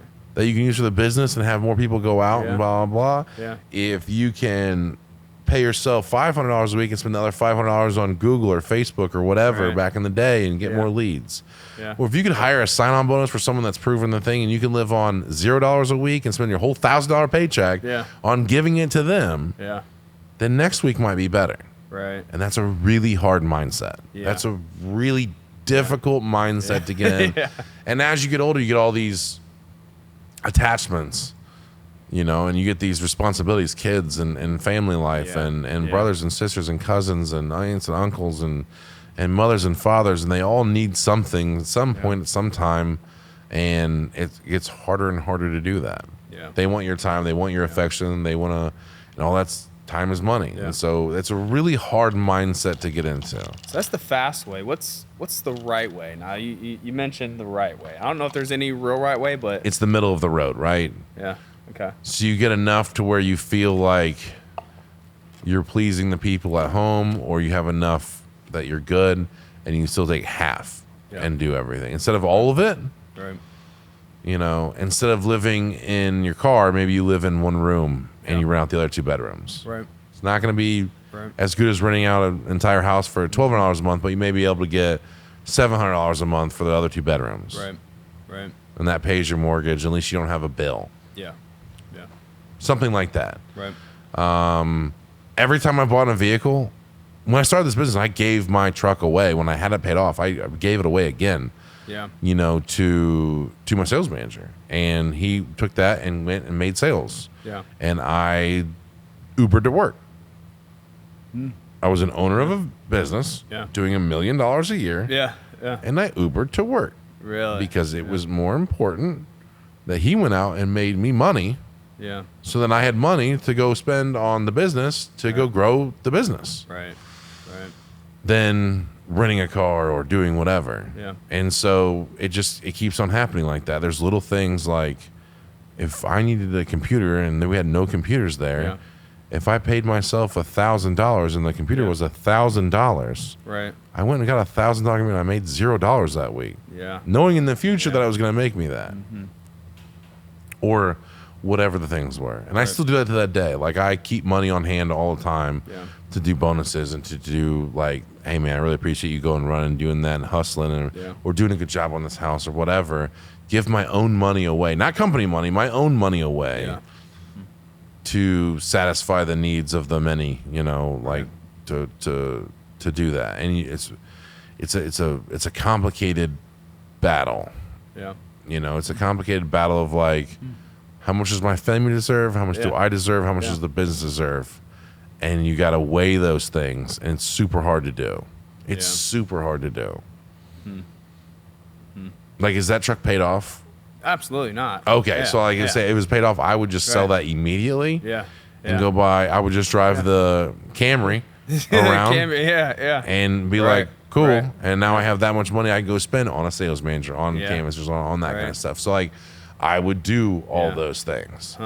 But it's different. And I was at a different time. Maybe and now I wouldn't do that. Yeah. Because I have baby Roscoe at home. Maybe I wouldn't do all that kind of stuff. But I'm saying, like, if you're a young entrepreneur with no attachments and things like that, forego all the pleasures in life, the strip clubs or the bars or going out or being gold on Tinder or whatever the thing is that you're spending money on. Right. Forgo those things and only spend money on things that make you money. Yeah. A new belt, Gucci belt, will not make you any money. Yeah. The new Jordans will not make you any money. Yeah. However you convince yourself that it's a good purchase, it won't make you any money. Yeah. Only spend money on things that make you money. Right. For a while. One of my fears is, so we have a holiday light season starting up. You know, be able to do 150K gross, 2 months, month and a half. You know, great margins. You know, stupid margins. I mean, stupid margins. I want to double that though this year. But one of my fears is, should I be trying to focus on bringing in a sales guy, building a construction sales team, when that's going to be our bread and butter through the winter? I mean, when's the best time to bring on a sales manager, bring on, you know, a salesman, you know, really focusing on a canvassing team? We start in September, you know, so should I be putting that on the back burner? Or if you can do it as fast as possible. If you can do it tonight, hire someone tonight. Really? Don't make bad decisions. I'm not telling you to do that, but like make a decision now. Yeah. Because if you don't do it, there won't be a great time. This wasn't a great. COVID happened when I started this facility. Right. It was not a great time to start a manufacturing company when you couldn't come to work. Right. But I did it, and it happened. Yeah. And we had a great year. So how do your sales do in the wintertime? Amazing. Amazing? Really? Yeah. Really? So no different than throughout the rest of it? Really? No different. No different. Same with canvassing? Leads go down dramatically because canvassing is obviously harder in the wintertime. I supplement their paychecks during the wintertime if needed. Right. We do windows, though. So, like, the windows are fogged out. The windows are bad. We do a lot of windows. Yeah. We'll stack up thousands and thousands of windows to do throughout the first 3 months of the year. Really? And we're fine. Right. Really? Yeah. Interesting. So, I mean, there's no, and the installers, as long as it's not snowing, they go out there and install. Yeah. Really? So with the canvassers, obviously installers and canvassers are the ones that are hitting the gridiron, how do you convince them on those cold winter days to go out, you know, produce business and keep it going? Well, for their installers, you're different. You subcontract. Yeah. Right. So you can't tell them what to do. Yeah. Essentially. Right. You can set standards and pay them to meet that standard. Yeah. That's basically all you can do. Yeah. The only threat you have is like, I'll go find someone else to install. If you don't want to install, then next year we're going to be twice as big and you will have twice the work, but you won't have it because you won't do it now. Yeah. That's your only card to play when you're doing the subcontracting game. Right. Same with quality or anything. Like, I'll go get somebody else if you don't want this steady, easy business, then with canvassing, it's the same. And again, building up your bread so that if you have that much money, you know, if it snows all week, I'll pay all my people. Really? I know that you can't go out and walk in 3 foot of snow, or drive 2 hours, to go knock houses. I know. Yeah. But I gotta keep you fed. Yeah. You know. So I know you mentioned that I shouldn't be paying those guys hourly. I mean, solely commission is the best way to go. Correct. So how do you justify then, you know, eating that and that cost and paying them a salary or, you know, a stipend? I'm different. I have enough money that I don't care about profits. Right. beyond being successful, which is profit. Right. Like as long as we're plus, I don't care. Yeah. If there's 50,000 or $1 million in the bank account at the end of the year, Right. I'll be a little bit nervous about 50. Yeah. But like, I don't care. I just I'm not gonna go buy a boat. I'm not gonna go buy a car. I'm not gonna go buy a house. I'm not gonna go buy anything. So I don't need any profits to be. Call it that profit sharing. Call it bonus. Call it Christmas bonus. And and whatever. If they're out there and hustling when they can, and you supplement them when they can't during the wintertime, or like there's bad times and stuff, like that's fine. You know, especially in bad weeks in the summertime. If it rains 4 days and they haven't been able to get out, but you know, your producers just needs help them out. Yeah. You know, it'll all come back around. Yeah. Right. It all comes back around. It all comes back around. Those people that consistently kill it and they run into something real bad, really bad. Yeah. You know, I got people that make hundreds of thousands of dollars a year and a tire goes bad. They've spent all their money. They have nothing. Well, go spend $2,000 on tires for their nice truck. Right. Right. It'll come back to you. Yeah. Yeah. Do it when they're not expecting you to do it either, and it's even cooler. If you can go jump before they even ask you, that's cool. Right. If you're set up that way, if you're set up to make money, it's different. Like you don't want to do that stuff. Right. Right. Yep. You know, they'll find a way. Was another thing I found out. Like people will find a way. Everybody's poor, you know, at certain times, but they always find a way. You've been poor a bunch of times. Oh yeah, absolutely. Yeah. You always found a way for things that were important. You always found a way. You were arguably poor when you were detailing cars at Mercedes. Yeah. Still had money for strip clubs and going out and doing and having fun. Yep. Same way with me, going out to clubs and buying bottles and stuff when I was 21. Yeah. I worked at a scrapyard. I still had money for what I wanted. Right. I didn't have money to go buy a new car or a house or anything like that, but I had $300 to go buy, a bottle of Maker's Mark at a club. Right. Right. Stupid. Yeah. They always make it. So don't get caught up in that either. Yeah. Yeah. But like, sometimes you got to grease the wheel a little bit. Yeah. You know? If you're going for profits, it's probably not a good idea to run your business like my business. It's probably not a great idea. Right. If you're going for making the most money possible in the shortest amount of time and stashing stuff and not taking risk when you get to a certain point, that's probably not what you want to do. But if you want consistent longevity and you built a good group of people that you don't want to lose and you care about those people in a certain type of fashion, you just do whatever. Yeah. Right. I bought a house for a guy one time. Yeah. A little house. Yeah. I had a canvasser that would bring me 15 leads a week. Yeah. Yeah. Which would be like at least $100,000 in sales. Even at like a 5% margin is bringing me in $5,000 a week. Yeah. Or something, or whatever. I don't know if those numbers are right, but $5,000 a week he's bringing me. Right. Huh. Well, I think I can buy a $50,000 house for him to live in. Right. Yeah.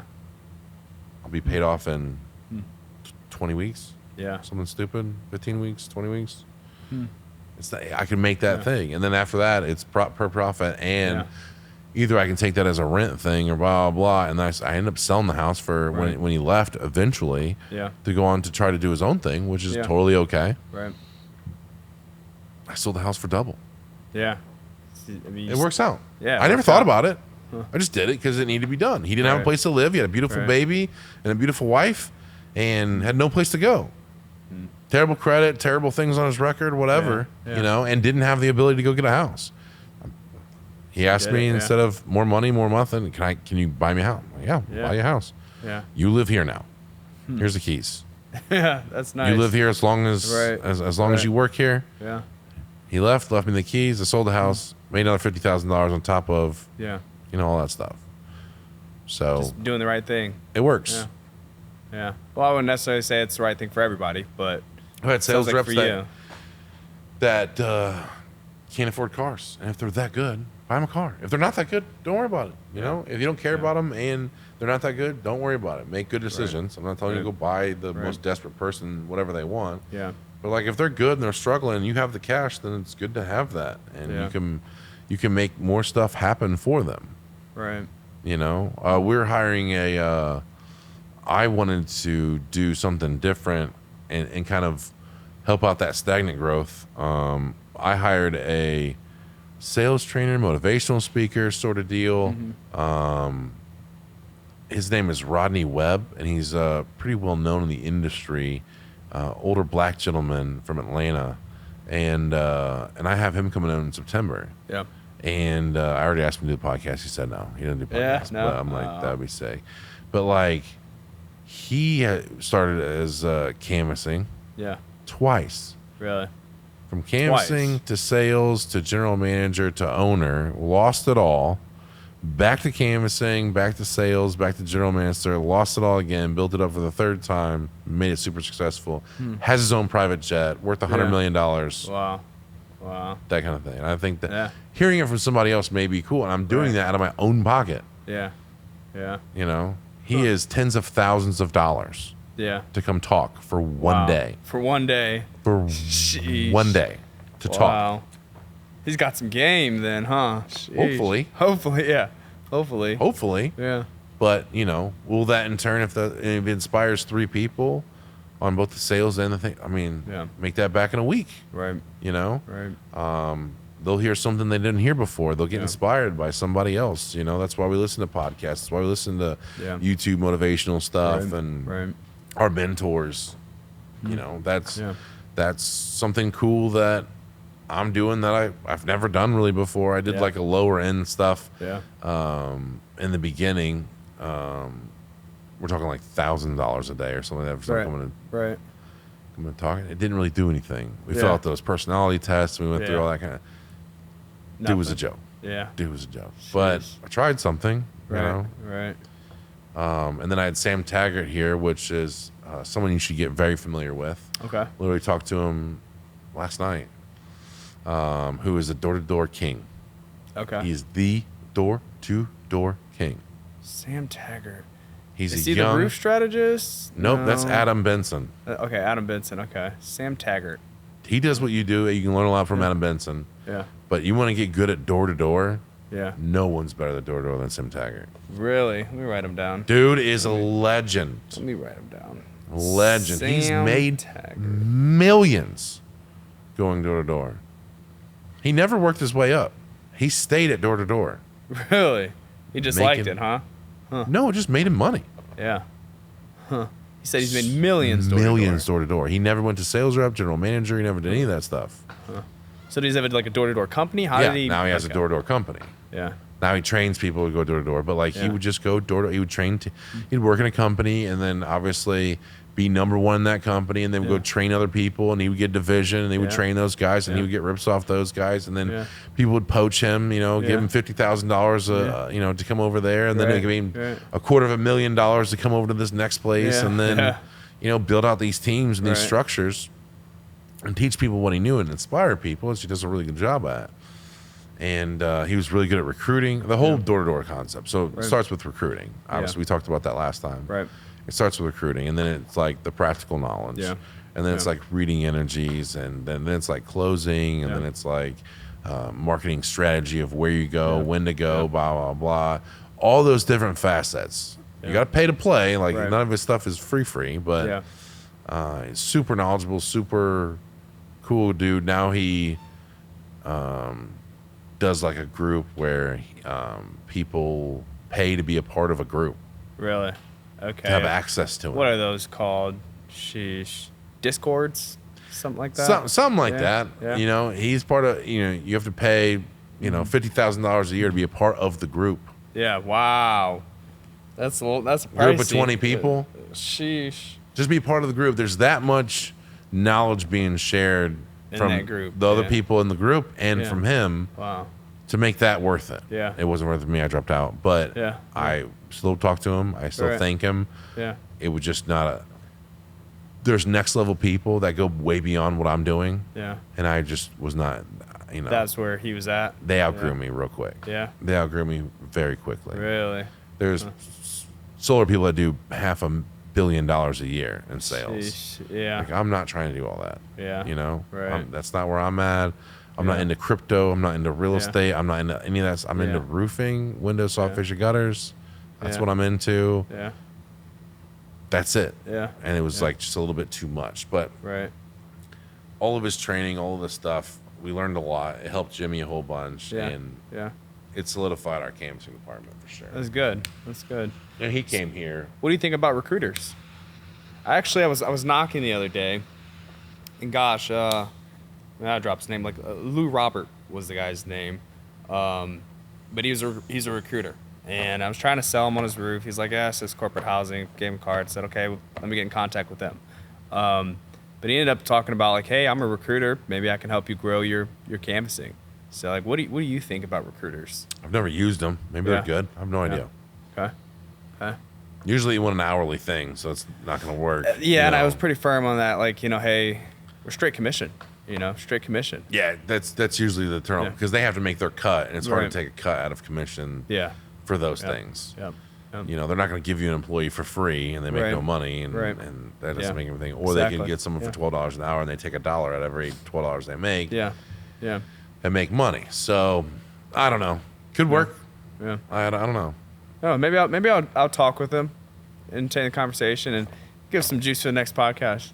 Yeah, Yeah, I mean, yeah. you could. I mean, we've gotten in conversations, and then it stops at we pay commission, Yeah. that kind of stuff. Really? And, Really? Yeah. and for as far as the trades, there's no one doing. If you're a roofer, you Yeah. have a job. Right. Yeah. Yeah. Plain and simple. It's day. Yeah. Yep. Everyone's got roofs going on. It just There's plenty of work out there. If you're Yeah. a craftsman, Yeah. anything, there's Right. work. right. Do flooring, you fly a flooring job tomorrow. Oh, yeah. If you do windows, you do a Yep. window job tomorrow. Yep. Roofing tomorrow. Right. You do not have to, and you can be picky.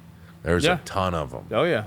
And Oh, yeah. so, like, when you go to canvassing, it's just like, a little bit more broad. No one's ever done that. It's Yeah. hard to find people that do Yeah. that. Yeah.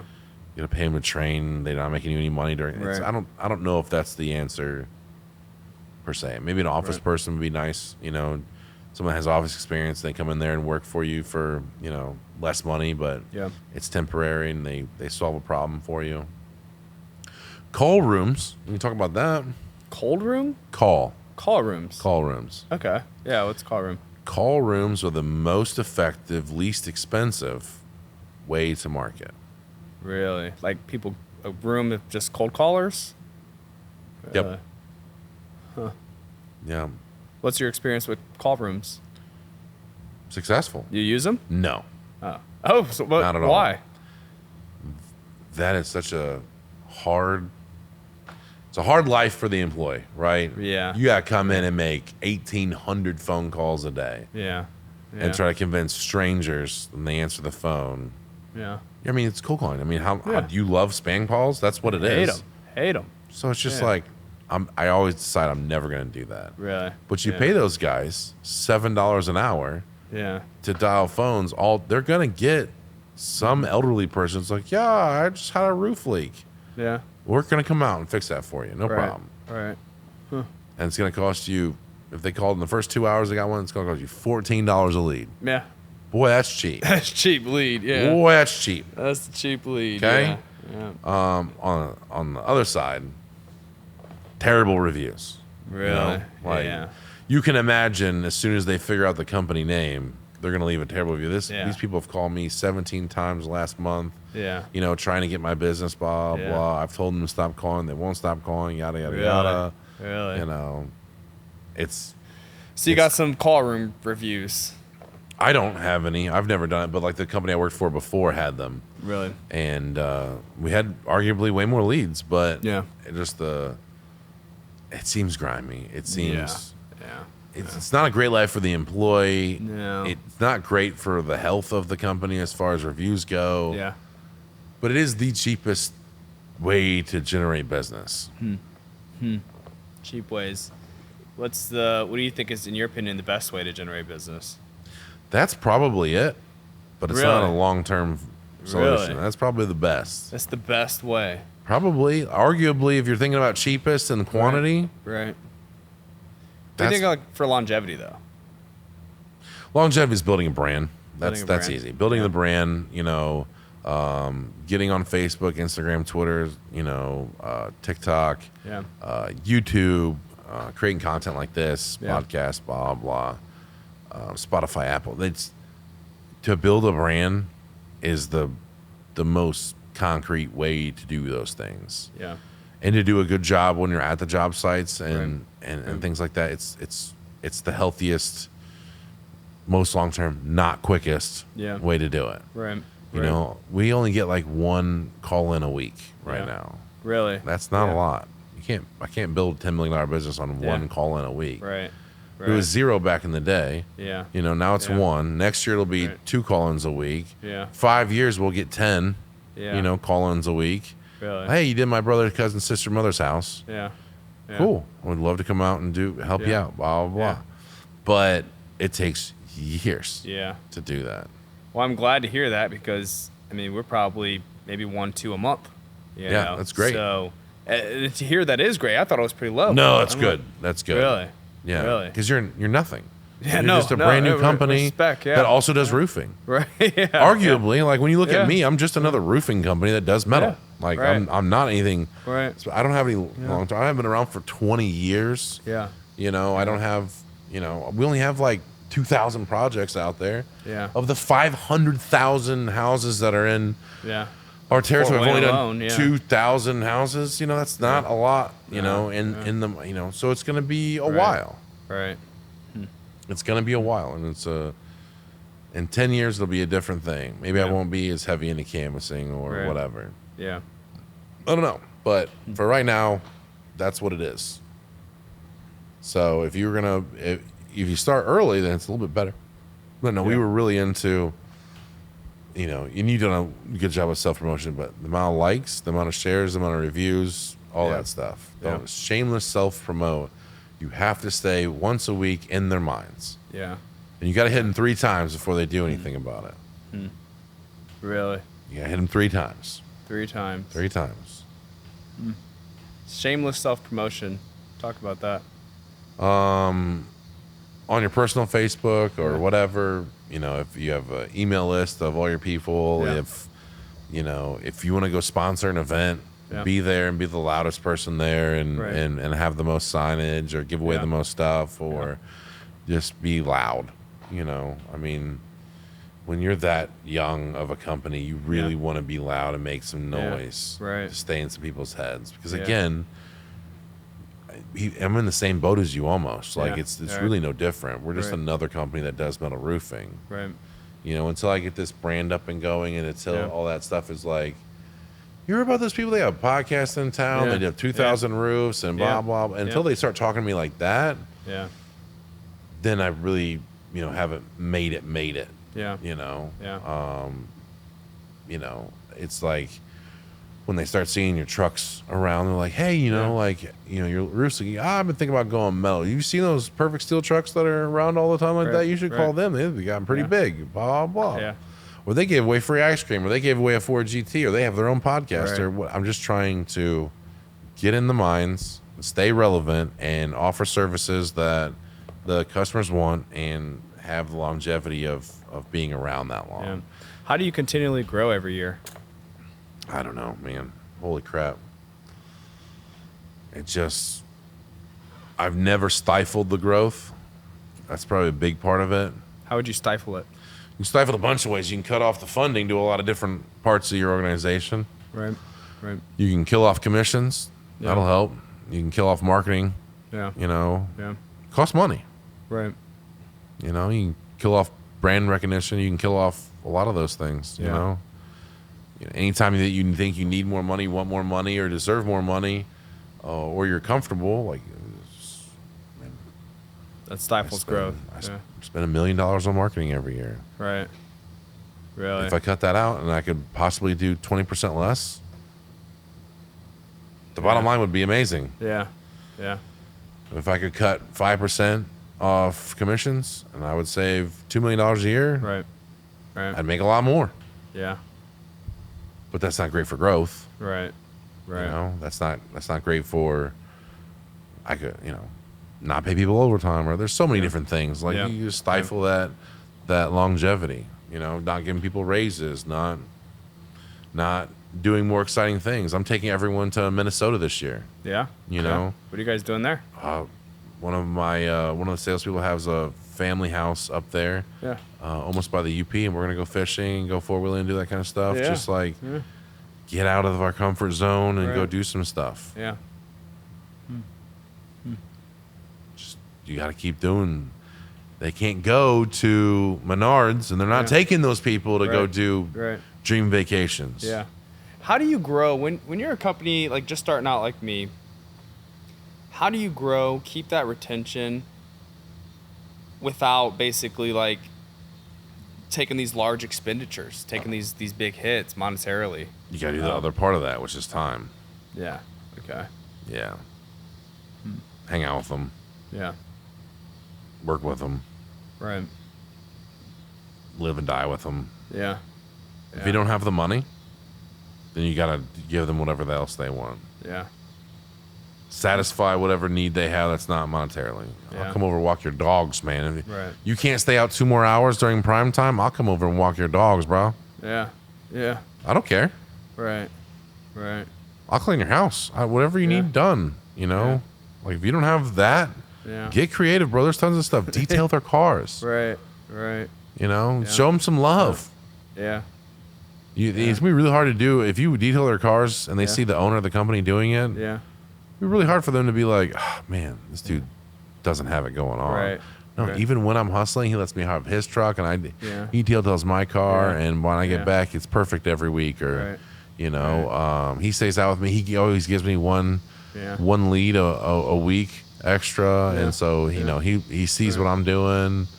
You know, he got me a new company shirt, like Right. the little things that Right. if you don't have the money, then the time. You Yeah. got to do the time. Gotta do the time. I think I've kind of been there in a couple of those ways. Like, for example, detailing cars. I think our office lady came in, Catherine, and saw our car was like in some need. It was like, pull it in. We're gonna clean it. You know, it's just because, and it could be just that meticulousness that I have, but I didn't even realize that. You're right, that does build that that loyalty. You know, me and Alex this week have actually convinced him to get a Y membership. We spent a few days at the gym this week. That's you know? a great way to do it. Yeah. You know, the working out in 6 o'clock in the mornings. Right. That's great. Yeah. The people that come, they have a great time. They get me one-on-one, Right. which is somewhat important to them. I don't know why. I'm a Yeah, fucking yeah, idiot. yeah. But, like, they like the one-on-one time. And Right. so they get me in the morning, Yeah. and we're working out, and we're sweating, and we're talking about life and, Yeah. you know, doing that kind of stuff. They love it. That Right. cost me $0 fucking dollars. Yeah. You know? Yeah. Bring them along with you on the ride. Right. You know? Right. It's part of it. Go make them dinner. Yeah. Yeah. Do the stuff you're already going to do anyway Right. and make them a part of it. Right. You may not want to have dinner with those people. Yeah. Yeah. Do it anyway. Do it anyway. Do it anyway. If they're worth it, do it. Huh. It doesn't like cost that. you $0 money Right. to go smoke a cigar, to drink a bang with them at the end Yeah. of the night, Yeah. to go out there and hustle up, to give them a lead, give them a leg up, I like that. show them how to close deals, Right. double date, Yeah. pick up the tab, you know, Yeah. whatever. Just Yeah. the little stuff. You don't have to go buy cars and clothes and houses and for people and take them on dream vacations when you start Right. out. You know, I didn't. Yeah. I didn't. Yeah. Didn't do any of that. I was there for them. Yeah. I showed them how to change their lives. It was a Right. pretty big deal. Yeah. You know, I picked people up at the bus stop so they didn't have to Right. drive. Yeah. When canvassers didn't have cars, Huh. I picked them up at the bus stop. Yeah. That's an extra hour out of my way or whatever. Right. It's fair. That's fair. Yeah, Yeah. just I stuff like that. Yeah, I think that speaks volumes to me. Just to know, because I have heard, I'm like, gosh, there's no way I can buy someone a house.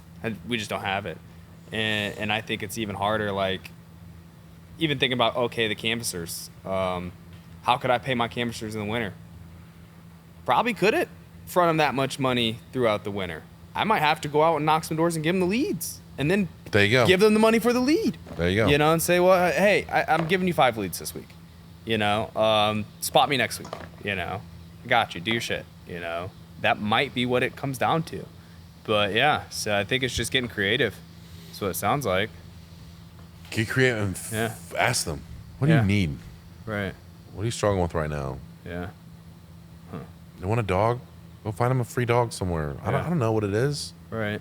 If they want to work out, you're a beautiful, handsome, fit dude. Right. Teach them how to do that shit. I don't know. Yeah. Take them to your barber. Yeah. Teach them how to work out. So do you bring them in and say, what do you want? What do you need right now? I do that paperwork with them. But yeah, essentially. Yeah. Rate yourself on your 4 biggest things, and then how do I help you improve on those things? Yeah. Yeah. Not going to go help me with health if I'm fat and eating Doritos every day and I have no intentions of being healthy. Right. Right. That would serve me no purpose if you guys, Austin, come on, work out with me, bud. I'm like, Yeah. no, I hate you. Like, why would I want to do that? Right. Right. But if you're like, dude, I'll play video games with you tonight. Let's just hit 10 more doors, blah, blah, and I'll hop on Call of Duty or whatever. Right. Right. I can't play video games, but, You used to play Fortnite. What happened to that? I never played Fortnite. I swear you're Never. a freaking liar. Never. Well, I forget who it was. They told me you used to sit, you guys with corner, sit in a circle. Oh, we used to play, and play PUBG on the phone. PUBG, okay, on the phones. PUBG. We used to do that for sure. For sure. At work. What happened to that? At work. I mean, every You just grew 6 up? months maybe. Yeah, you just, Yeah. why? We have wives and girlfriends and Yeah. kids. And Yeah. hard to be an adult when you have a toddler pulling on your leg and you're like, sorry, I got to kill these fake bad guys. It's like, Yeah. but like, there's stuff that you can do that costs you $0. Yeah. Yeah.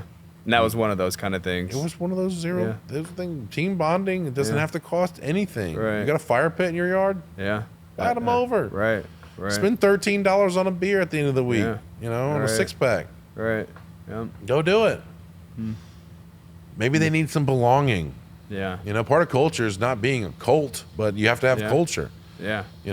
Find something to believe in. Like, I don't know if you've ever been part of a fraternity before or anything like that. Never. Me either. Yeah. But like, we've seen enough movies and stuff like that where those people want a sense of belonging. Those high school people that are lost, they were jocks or they were nerds or they were, the hot people or whatever, and they're looking for a sense of belonging. In college, they find out that you can be a triple beta Z, and those are a cool group of people. Parties that they throw parties and they do all this kind of stuff. Like that mentality of motorcycle gangs. Yeah.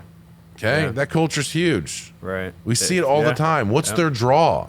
Right. They're offering camaraderie and brotherhood. Yeah. These are a bunch of rejects sometimes. There's a bunch of people that got out of war. That's how it started. Yeah. Was they got out of war and had no brotherhood anymore. Yeah. They just fought and died beside people that would live and die beside them. Yeah. And they come back home and they have to go get a job at Wendy's. Yeah. Yeah. No one cares about them. So then they join, a brotherhood of gangster bikers. Yeah. That rode together, they partied together, they ate Right. together, they slept Right. together, they did everything together. Yeah. You got to give those people something, something to center around. And that's kind of what I learned that lesson from Ryan. Really? Because he was real lost when I got him. Yeah. Real lost.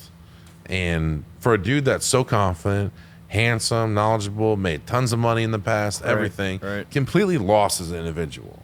Yeah. A big follower. And he's done so many different things. He was a athlete on the bike or whatever that's called, where you bike a whole bunch, like many miles, many hundreds of miles. He could do 50 miles plus in a day on a bike. Wow. Crazy. Wow. Big fat dude too. Like crazy. This is like pedaling. Really? Wow. And he was huge. He hung out with those nerds that did all that stuff, and it was cool. Right. Like, it was healthy, and a different group of weirdos. Then, after that, he got into motorcycles, and so that brought on a new different type of people that were riding motorcycles and going to parties and, doing road trips and doing more parties. And then after that, he went to be a Christian and got really into the church and hang out with church people, left all the other two things behind and did that.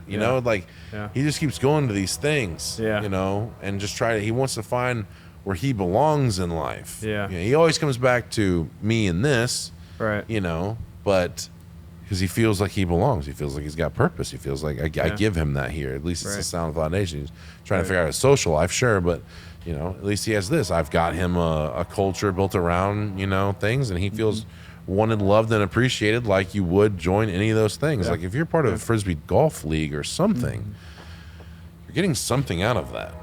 You might like those guys. Maybe you just like the culture. You're terrible at fucking throwing Frisbees, but you just like that kind of chill, pothead kind of culture, that's really into that. Right. Same with a golf league. You might like the highfalutin, white privilege type of people you might golf with in golf league. Yeah, right. That's fine. That's your brotherhood. Yeah. You guys play 18 holes of golf and drink with each other 2 nights a week. Yeah. That's your thing. Right. Maybe you have a group of models you like to hang out with. I don't know. I just imagine you just hanging out with a bunch of models. Not in this You city, know, but no. there's some cities out there. You know, yeah, like yeah. but there's some kind of brotherhood among whatever Right. you do, whatever Right. you're into. Video games is a huge one. Yeah. Big part of that is like having a crew to get Yeah. on at a certain time and Yeah. go raid people or go fight people Yeah. or go Yeah. play on 2K or whatever, Right. have a team together, whatever those things. So is that part of your work? I mean, like, Oh yeah, that 48-hour That's grind, a lot of it is. Oh yeah. Yeah. Yeah, no, Yeah. it's definitely if you don't consider that work, you're losing. Really? Yeah, you're losing. I enjoy that, but Yeah. it's still work. You still Yeah. got to go show up. Right. Nobody wants to go to a guy's house that just lost his mom or his baby or whatever Yeah. and go hug him and kill a whole day doing that. Yeah. You know, but you know that person needs that, and that meant a lot to him. Right. You know, and things like Right. that. It doesn't even have to do with profit or whatever. Just Right. being there. That's who you are. Yeah. If that's who you are, Yeah. be that. Right. You know, and that's who I am. That's who Jimmy is. You still consider it work, though. It's definitely, I mean, Yeah. it's definitely work. They might not Yeah. consider me a friend, Right. but I'm their keeper. Yeah. I'm their lookout. I might be a mentor. I might be whatever to them. I may not be Right. their friend, Right. but I'm going to be there over and above whatever my capacity is to Yeah. show them that it's not just whatever you produce for me. I want Right. you to be a better person. I want you to be more active. I want you to be a better part of society. Yeah. And I want to, if I can, heal whatever wounds you've had over Yeah. time and Right. show you that it's just not cut and dry. Right. Yeah. And it didn't cost you nothing. No. Yeah. Cost you some time. Yep. Sounds about it. You don't want to. You don't want to do that. I get it. Like, I mean, not you. One thing, but people don't Right. want to do that in Right. general. Right. The last thing you want to do is if you work fucking 12 hours a day and then you have to go and babysit someone who's thinking about suicide Yeah. or got drunk at a bar and you got to go pick them up. I picked up so many fucking people at the bars. Yeah. Part of it. Yeah. Getting try not to go into yeah, but I've had people work here that they just on their own time they just can't stop drinking. Yeah. And so I buy medicine for them that stops them from drinking. Yeah. And I pay for it in my own pocket. Yeah. Not because it makes any sense or they're making me a bunch of money. That dude makes me no money. Right. But I'll pay for it in my own pocket Yeah. because it'll make him a better person. Maybe I'll feel better because he won't drive and kill someone while he's drunk or whatever. Right. Like things, Right. like whatever it is. However, I justify it to myself. Yeah. Maybe it comes back around. Maybe it doesn't. Yeah. But like that's extra shit. Yeah. That's extra shit you got to do. Definitely. Check in with them. Right. What are you doing tonight? Yeah. It's pretty lonely. I was thinking about going to XYZ bar. Come on over, man. Don't go to the bar. Just come on over.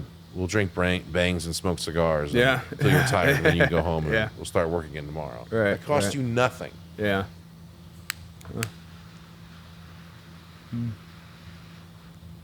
So, I mean, you probably would consider this work. Yeah. What do you hope to get out of this? The same thing, like the snippets and all Yeah. that stuff. Growing the brand and Google wants to see multimedia stuff happen Right. to rank you, and Right. it has benefits down the road. Yeah. You know, Yeah. maybe this gets big, Yeah. but maybe 1% of all podcasts get big, and I'm Yeah. not into. I'm not trying to go the NBA of podcasts or anything like that. Yeah.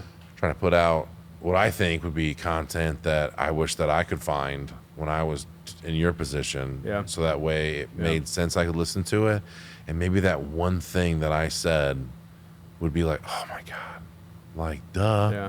Yeah. The team is suffering right now. It's because I don't care about them. You know, like Yeah. Yeah. you Yeah. know, I mean, how many, you've had weird jobs, but like, if you went to, when you were detailing cars at Mercedes, how many times does a sales manager help you move? Never. Or whoever the boss was? I mean, the manager, Yeah. let's call it manager. How many times did he help you move? Never. Yeah. I remember I was hopping, like my truck broke down, and I would have to push it just to jumpstart it. Basically, I'd push it out. I'd park on a little bit of a slope from Mercedes and push it, kickstart it. Did that for like a month. It died finally, and I was hopping in and out of my grandma's window. The door didn't work, so I had to jump in and out of the window, getting rides to work, and everyone saw, everyone knew. Never got any help there. Yeah. I mean, there's so many times. I remember there was like, I had to pay for, you know, this or that, and it was like, I'm eating Pop-Tarts for the week, and that's my meal. Yeah. You know, and people knew. I think it was more of a, I wouldn't say a laughing stock, but like I was that little mixed kid who was like a tribute, you know, someone to stomp on. You know, they like having that totem pole. 100%. You know, so they can be like, yeah, you're the bottom of it, and we're gonna put all the weight on you. Yeah. So yeah. And you probably outworked most of those motherfuckers. Oh yeah, yeah. Which- I think it was crazy. Actually, I remember when I was getting ready to leave there, I've been working so hard. I used to, like, every 2 weeks I'd bring in donuts for everybody. I was always, you know, I'd detail your extra cars. You bring your car back, I'd detail it for free. And I was trying so hard to get employee of the month, just so I could get 2 nights at a hotel and to have a Mercedes-Benz rental for the weekend. And I'd worked for a year and a half trying to get it. Every single meeting, they'd give it to the dude with the worst attitude, whatever, but he just showed up and did his work. And I was just always so stunned. I would be like, every month, I'd be like, this is it. This is the time. I'm getting it. And it'd see it the ball get passed right past me. This guy sitting right next to me. Like, what the fuck? What the fuck? And I would say that did break me.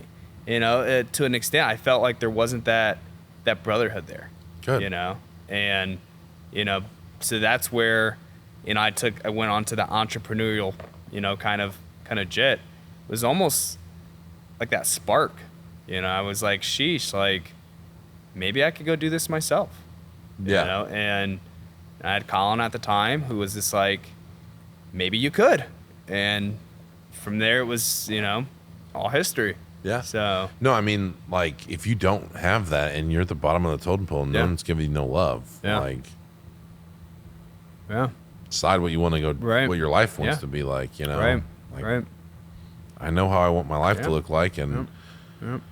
that's not it. Yeah. You know, Yeah. like, being the boss's kid Yeah. for many years was tough, you know, because you're looked at by everyone As the and then boss's the kid. boss. Yeah. Usually, if you're Really? a low-level employee, Yeah. the boss probably doesn't even know your name, Yeah. which is yeah. good sometimes. Yeah. Okay. You know, if you're late, but the Right. boss is watching you, that's Yeah. different than you're late and no one cares about you. Right.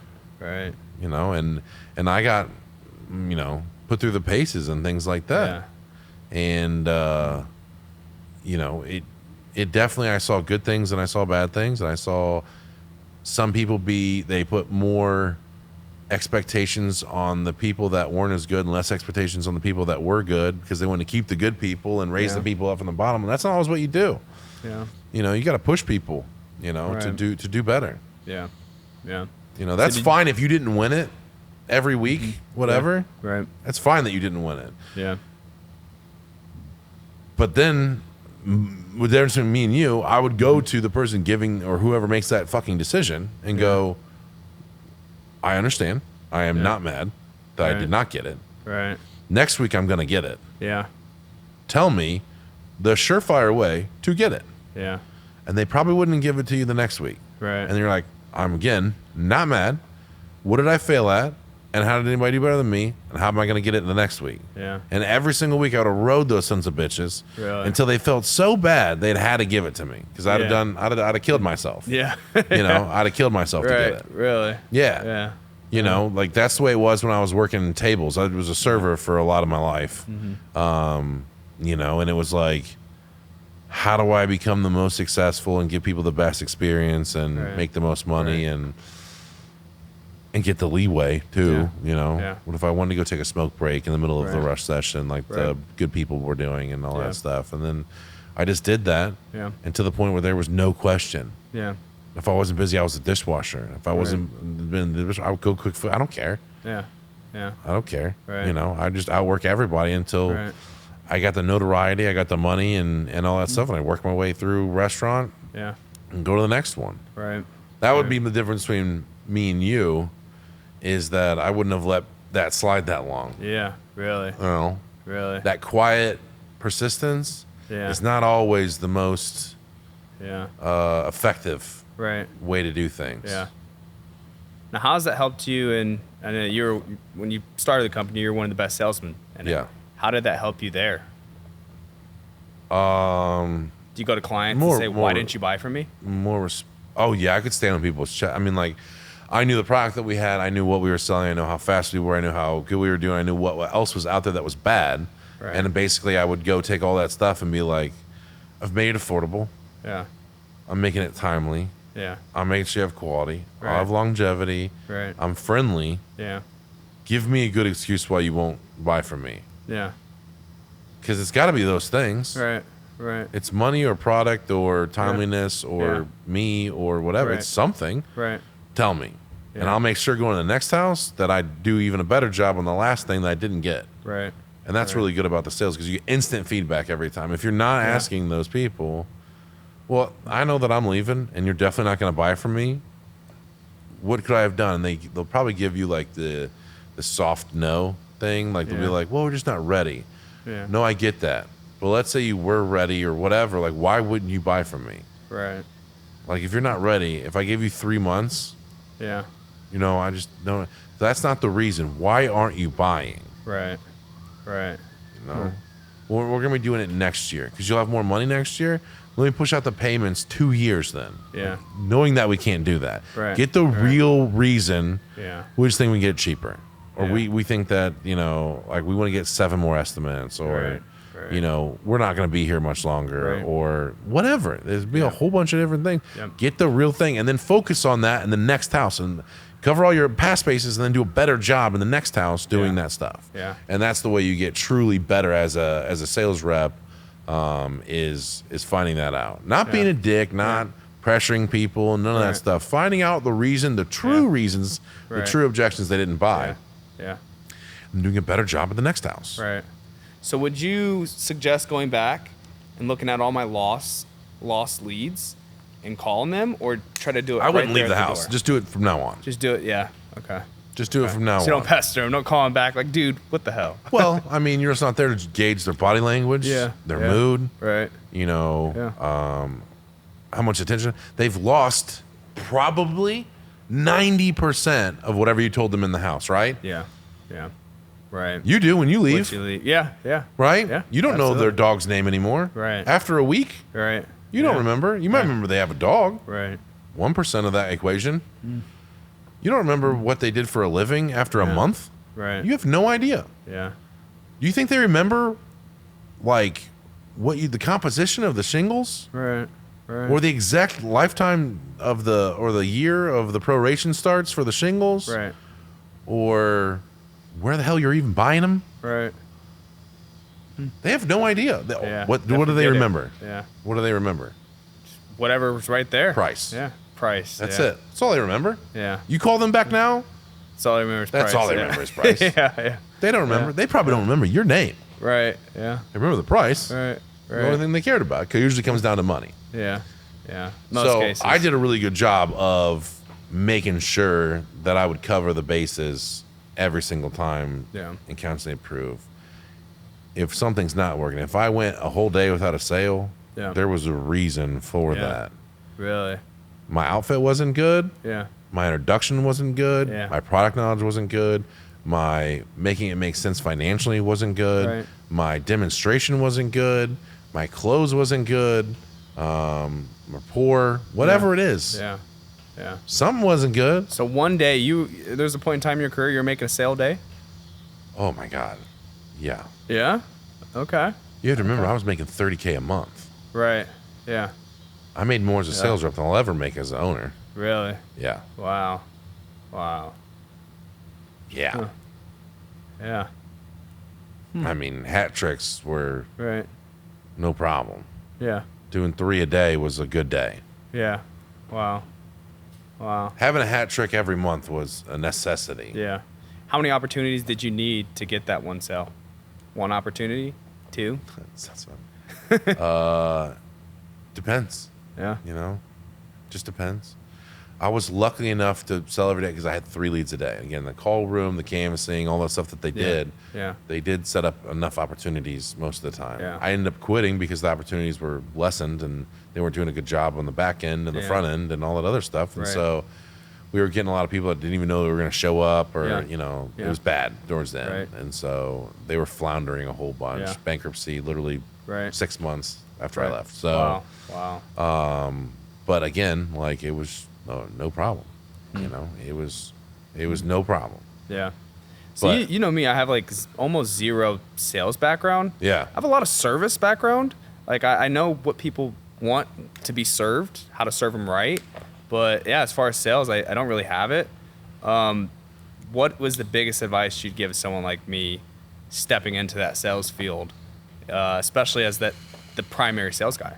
Definitely getting a mentor. Definitely going to some classes. Okay. Again, Yeah. you're gonna pay money and Right. make no money Yeah. Yeah. going to a place that's gonna tell you how to close, Yeah. Huh. and it's gonna suck, Yeah, I'm already seeing it. dude. It sucks, bro. Yeah. I was Really. very lucky that my father had spent so much money on me, Yeah. so much, that I had all those things before I got to the actual sales stuff. Really. I took interpersonal communication. You know, I've taken Dave Ramsey course. I've taken interpersonal communication classes, and I was in through college in psychology and sociology and those things. And not that one was the end all be all. Right. And closing things, Yeah. closing courses like in Missouri for a Right. week. Right. You know, where Wow. you do 8 hours a day for a week. You Yeah. know, but I was a child. You know, I was 20. Yeah. You know, and I had a lot of tools at my disposal by the time I Right. got opportunity, which was in-home sales, Yeah. Yeah. and applied such knowledge, and those people weren't lying. Yeah. I had a leg up. Yeah. I maybe didn't Right. have the talent that other people had, Right. but I had the know-how, and I speak well, Yeah. and I care about people, and that was a pretty good combination to make some things move. Yeah. You know? If there was one course that was like that core memory, that was like, you know, that set me up, what would that be? Dave Ramsey. Dave Not Ramsey? Ramsey fucking oh my god, I'm losing it now. How to win friends and influence people. Oh, okay. The book? Yeah, who wrote that book? I don't even know, but I got it on my Audible. That's a good one. To win friends and influence So people. is it a course, or you just read the book? by Dale Carnegie. Oh my god. Oh yeah, Carnegie's great. Yeah. Dale Carnegie Yeah. classes.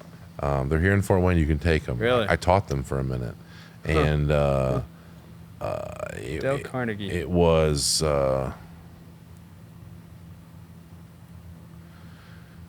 And it's an 11-week course, you know, 11 or 13 weeks. It's like every Friday or Thursday night at a certain point in time. And they teach you a lot of weird, useful things, like how to remember someone's name. Yeah. Like Yeah.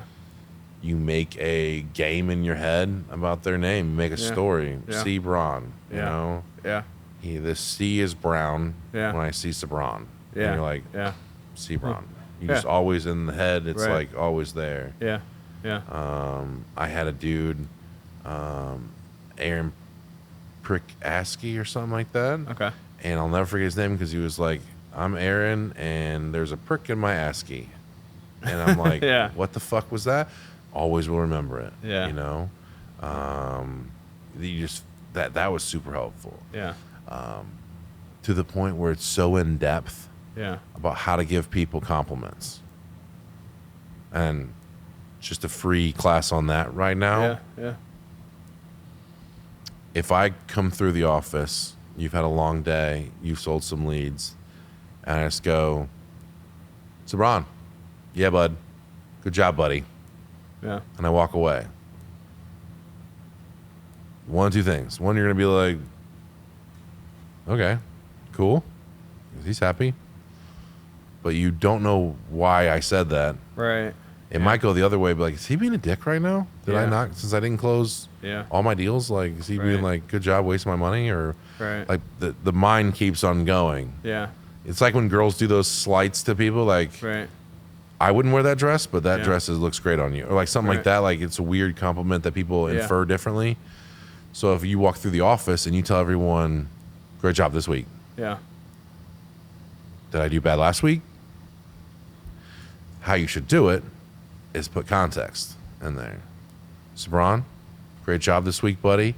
2 out of 3 sales, average a day. You going out there and knocking them doors, and you're really showing me that you care, and I see a lot of good things coming for you. Right. Now, how did that make you feel? Yeah. Yeah. That's way different. Yeah. Yeah. And that those little things, they mean a lot. You know, if you can think at home, like, you know, the people that are watching this, like, if you can think about when people just go, you know, great job on dishes. Yeah. Did I fuck up the dishes? Yeah. Yeah. Right. Right. Do I not do the dishes enough? Yeah. Yeah. You know? Right. Great job on dishes, Seabron. I worked all week, and I know that I've been slacking and things like that. But you picking up the slack when I get home makes my day a lot easier and bearable, and you're a great partner, and I just don't tell you enough. Right. Right. How that hit? Yeah. Different. It reinforced it. Yeah. Yeah. Different. Yeah. There's no thinking Right. about that at all. And just those little things like that, they teach you that over this 11-week course, and they get all your insecurities out. Yeah. And they make you give speeches Right. in the classroom setting. Right. You win awards, so you're competing against all the other people, and it was good. Yeah. It was really good. It was a fond memory I have, Yeah. and okay. completely out of my comfort zone. Completely out, huh? Completely out of my comfort zone. Dale Carnegie's Dale Carnegie, courses. not Dave Ramsey. No, I've not never Dave li- Ramsey. I've never listened to Dave Ramsey ever. Yeah. Okay. I've never listened to him. Okay. So not Dave Ramsey, Dale Carnegie. Yeah. classes. And they offer courses, and they're not expensive. Yeah. I mean, they're less than $1,000, I think. Really? Yeah.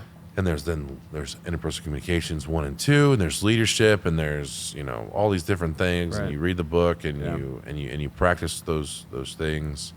You know, I think that if I go like, you know, 6 ways making people like you become genuinely interested in other people. Smile. Remember that person's name is to that person the sweetest sound in any language. It really is. You feel important. You feel loved. You feel when people fuck up your name, Right. you're like, just for a second, you're like, Yeah. Yeah. you Right. know? Right. I know I've done it. Be a good listener. Talk in terms of the other person's interests. I'm not going to talk about rugby for 2 hours on this podcast. You Right. have no interest in rugby. Zero. Right. This would be a terrible podcast. Yeah. It'd be terrible. Yeah. I talk in terms of what you want. You came on here Yeah. to either get free game, have a good conversation, Right. uplift your Yeah. spirits, Yep. get motivated, Yep. yada, yada, yada. Those are all things you want to talk about. Right. If I sit here and talk about how I'm curing my own meat at home, that might be a good thing for like 5 minutes, and you get really fucking bored. Yeah. You know? Yeah. And then make the other person feel important and do it sincerely, Yeah. which is really important. Yeah. You know, there's so many fake interactions that you have, you know, in a day. There just is. From you saying, you know, you stop by a fast food thing, have a good day, you too. Yeah. There's nothing exchanged there. Right. You've not made that person's day. Why did you even say anything? Yeah. You've not influenced that person. You've not made their Yeah. day any better. I love when I have those things. Like, I walk into Fresh Market and I run that bitch. Yeah. Bro, I talk to literally every fucking person that works there. Really. Bro, how's my favorite fucking butcher today? Yeah. He's like, how's your girlfriend? Blah, blah. Yeah. That's going. Still Yeah. together? That's cool. You done anything Right. fun together? Blah, blah. Yeah. And then I go over to the bakery Yeah. because I'm fat. And I'm like, you know, hey, I'm super fat. Can I have 5 cannolis today instead of fucking 1? I'm feeling Yeah. super fat. And they're like, Right. you're not fat. I'm like, stop it. I'm like, I'm going to fall in love with you. Like, and just those interactions and Right, stuff right. make people feel good. I go to the counter and I'm showing them pictures of my last vacation, or I'm asking about their sons or daughters or granddaughters, and I'm doing that. Yeah. Every time they get a new manager, I have their business card Right. because they're like, do you want a job here or something? Why are you doing that? I'm like, no, I like people and I like making people's day. Yeah.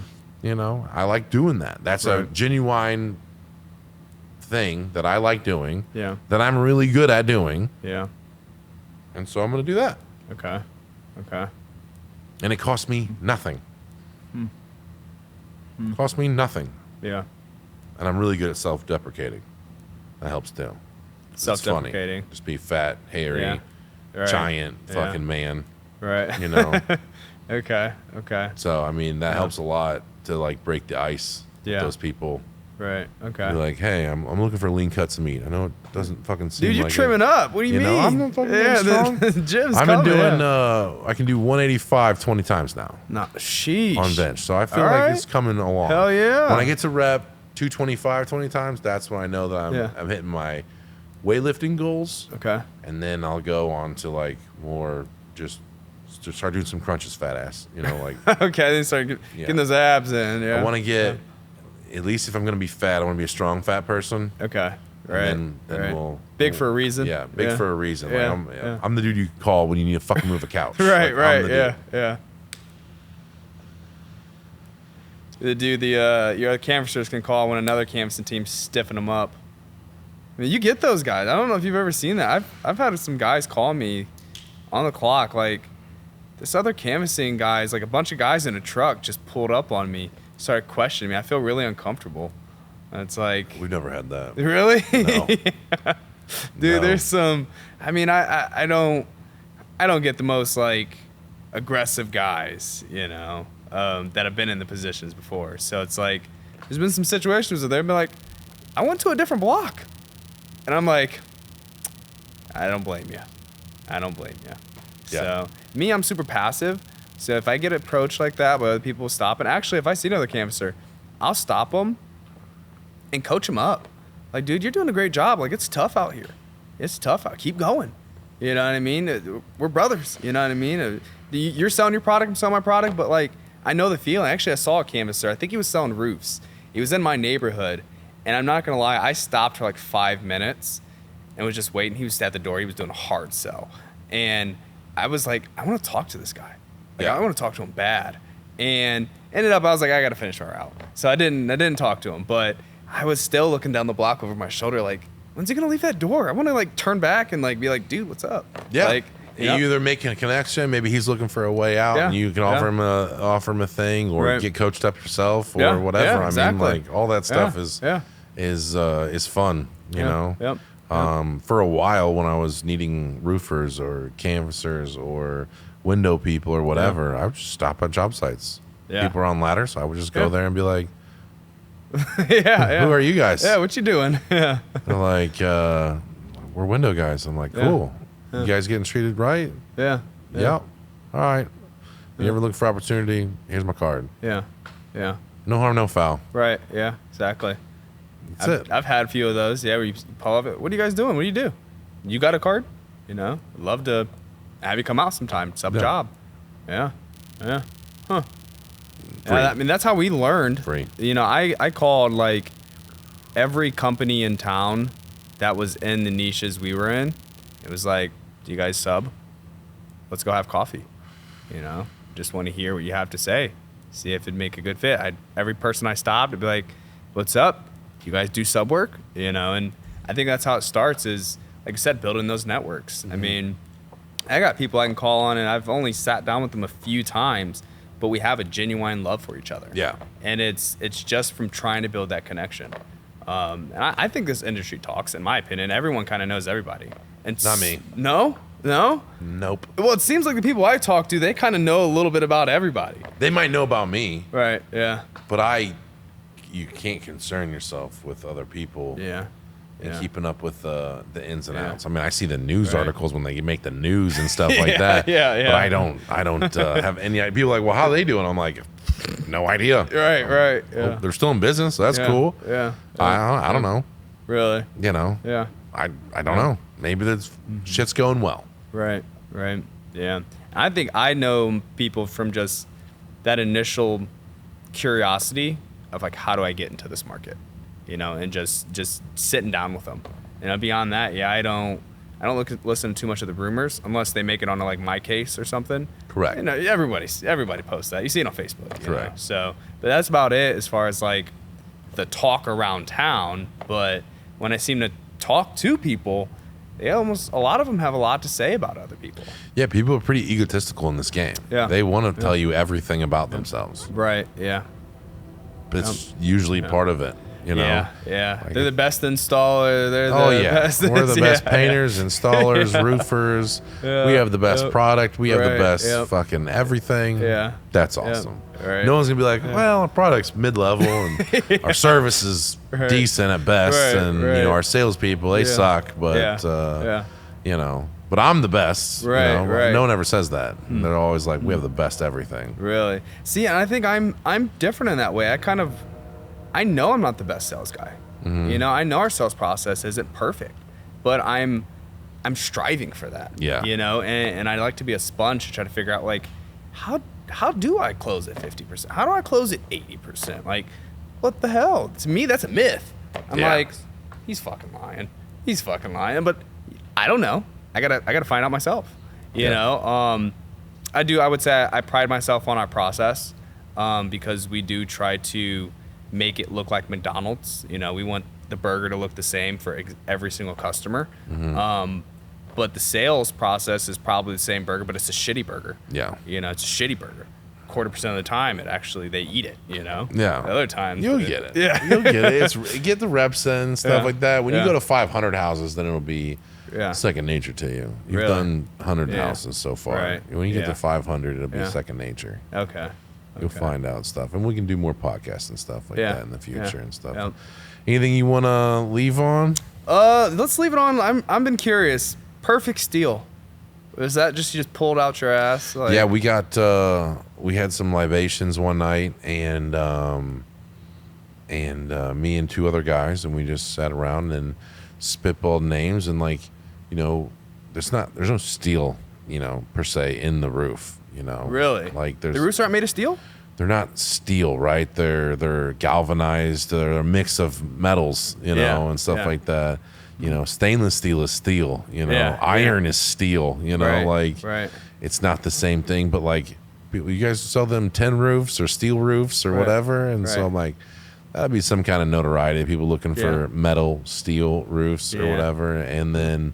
How do we want to be as a company? Obviously, we want to be perfect. Yeah. Yeah. And so I really like that. And then, you know, solving a problem, you know, for customers and stuff. And then Solutions, we yeah. get solutions, you know. Yeah. And PSS kind of had a very easily logoed thing, you know, PSS. Yeah. We didn't want to be at your service construction.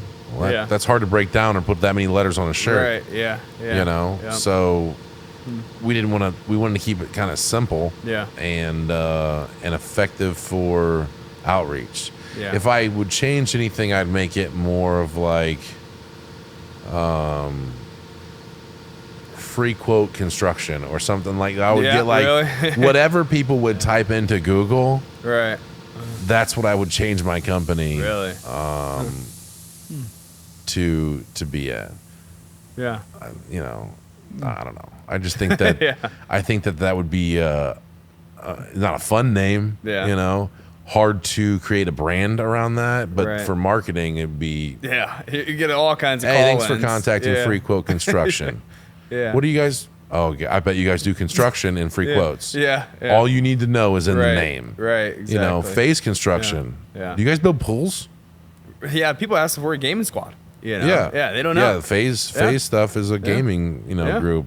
Yep. People don't know. Right.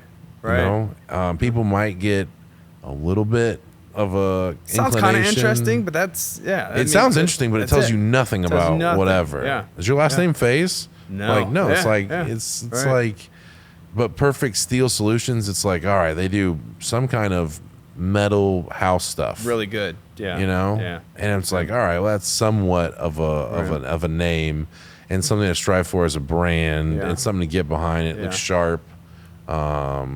You know, it went well with the logo. Yeah. And Yeah. we just ran with it. How long did it take you to come up with that name?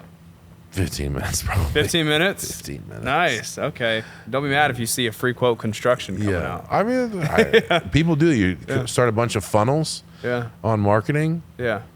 and name yourself Fort Wayne Free Quote Construction, Yeah. Fort Wayne Free Roofing Quotes.com. Right. And they'll make a bunch of those funnels with fake website. If you're good at making websites, Yeah. you make a bunch of those websites. You're like, they're semi-informative. They look Yeah. semi-good. Yeah. They cost you $50 or $100 a year to host, and you go make 15 of them. Yeah. And people go on there and hit, I want a free quote. And then Faze, Funnel them to the landing page kind of thing. no, they direct phone call right to you. Oh, really? Or they give you their information and you call them, you know.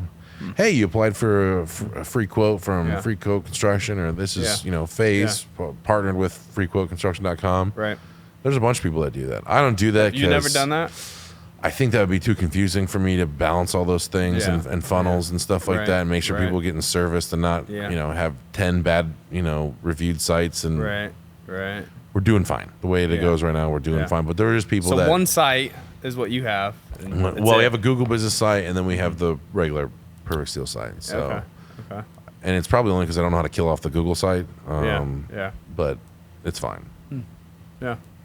So appreciate you being on the podcast A lot of free again. game. Yeah. We got not as much free game as last time, but pretty informative Yeah. nonetheless. Hopefully Yeah. motivate you a little bit. Absolutely. Hopefully didn't kill your dreams. Right. But again, if you guys want to go on Instagram, Facebook, YouTube, Twitter, TikTok, anything, watch it, listen, comment, subscribe, whatever. Ask me questions. See who you want on the podcast. I'm going to get more and more people that are, I don't know, clout chasers or influencers or whatever you want to call them. Yeah. In the future, I'm working on getting more of the people in our industry that make some noise onto the website, especially the Midwest. So if you'd like to see somebody, please reach out and tell me. I'd love to talk to them. I learn a lot during these conversations as well. So, Seabron, hopefully you had a good night with me, and I'll absolutely. see you next time. You got it. You got it. Please remain seated.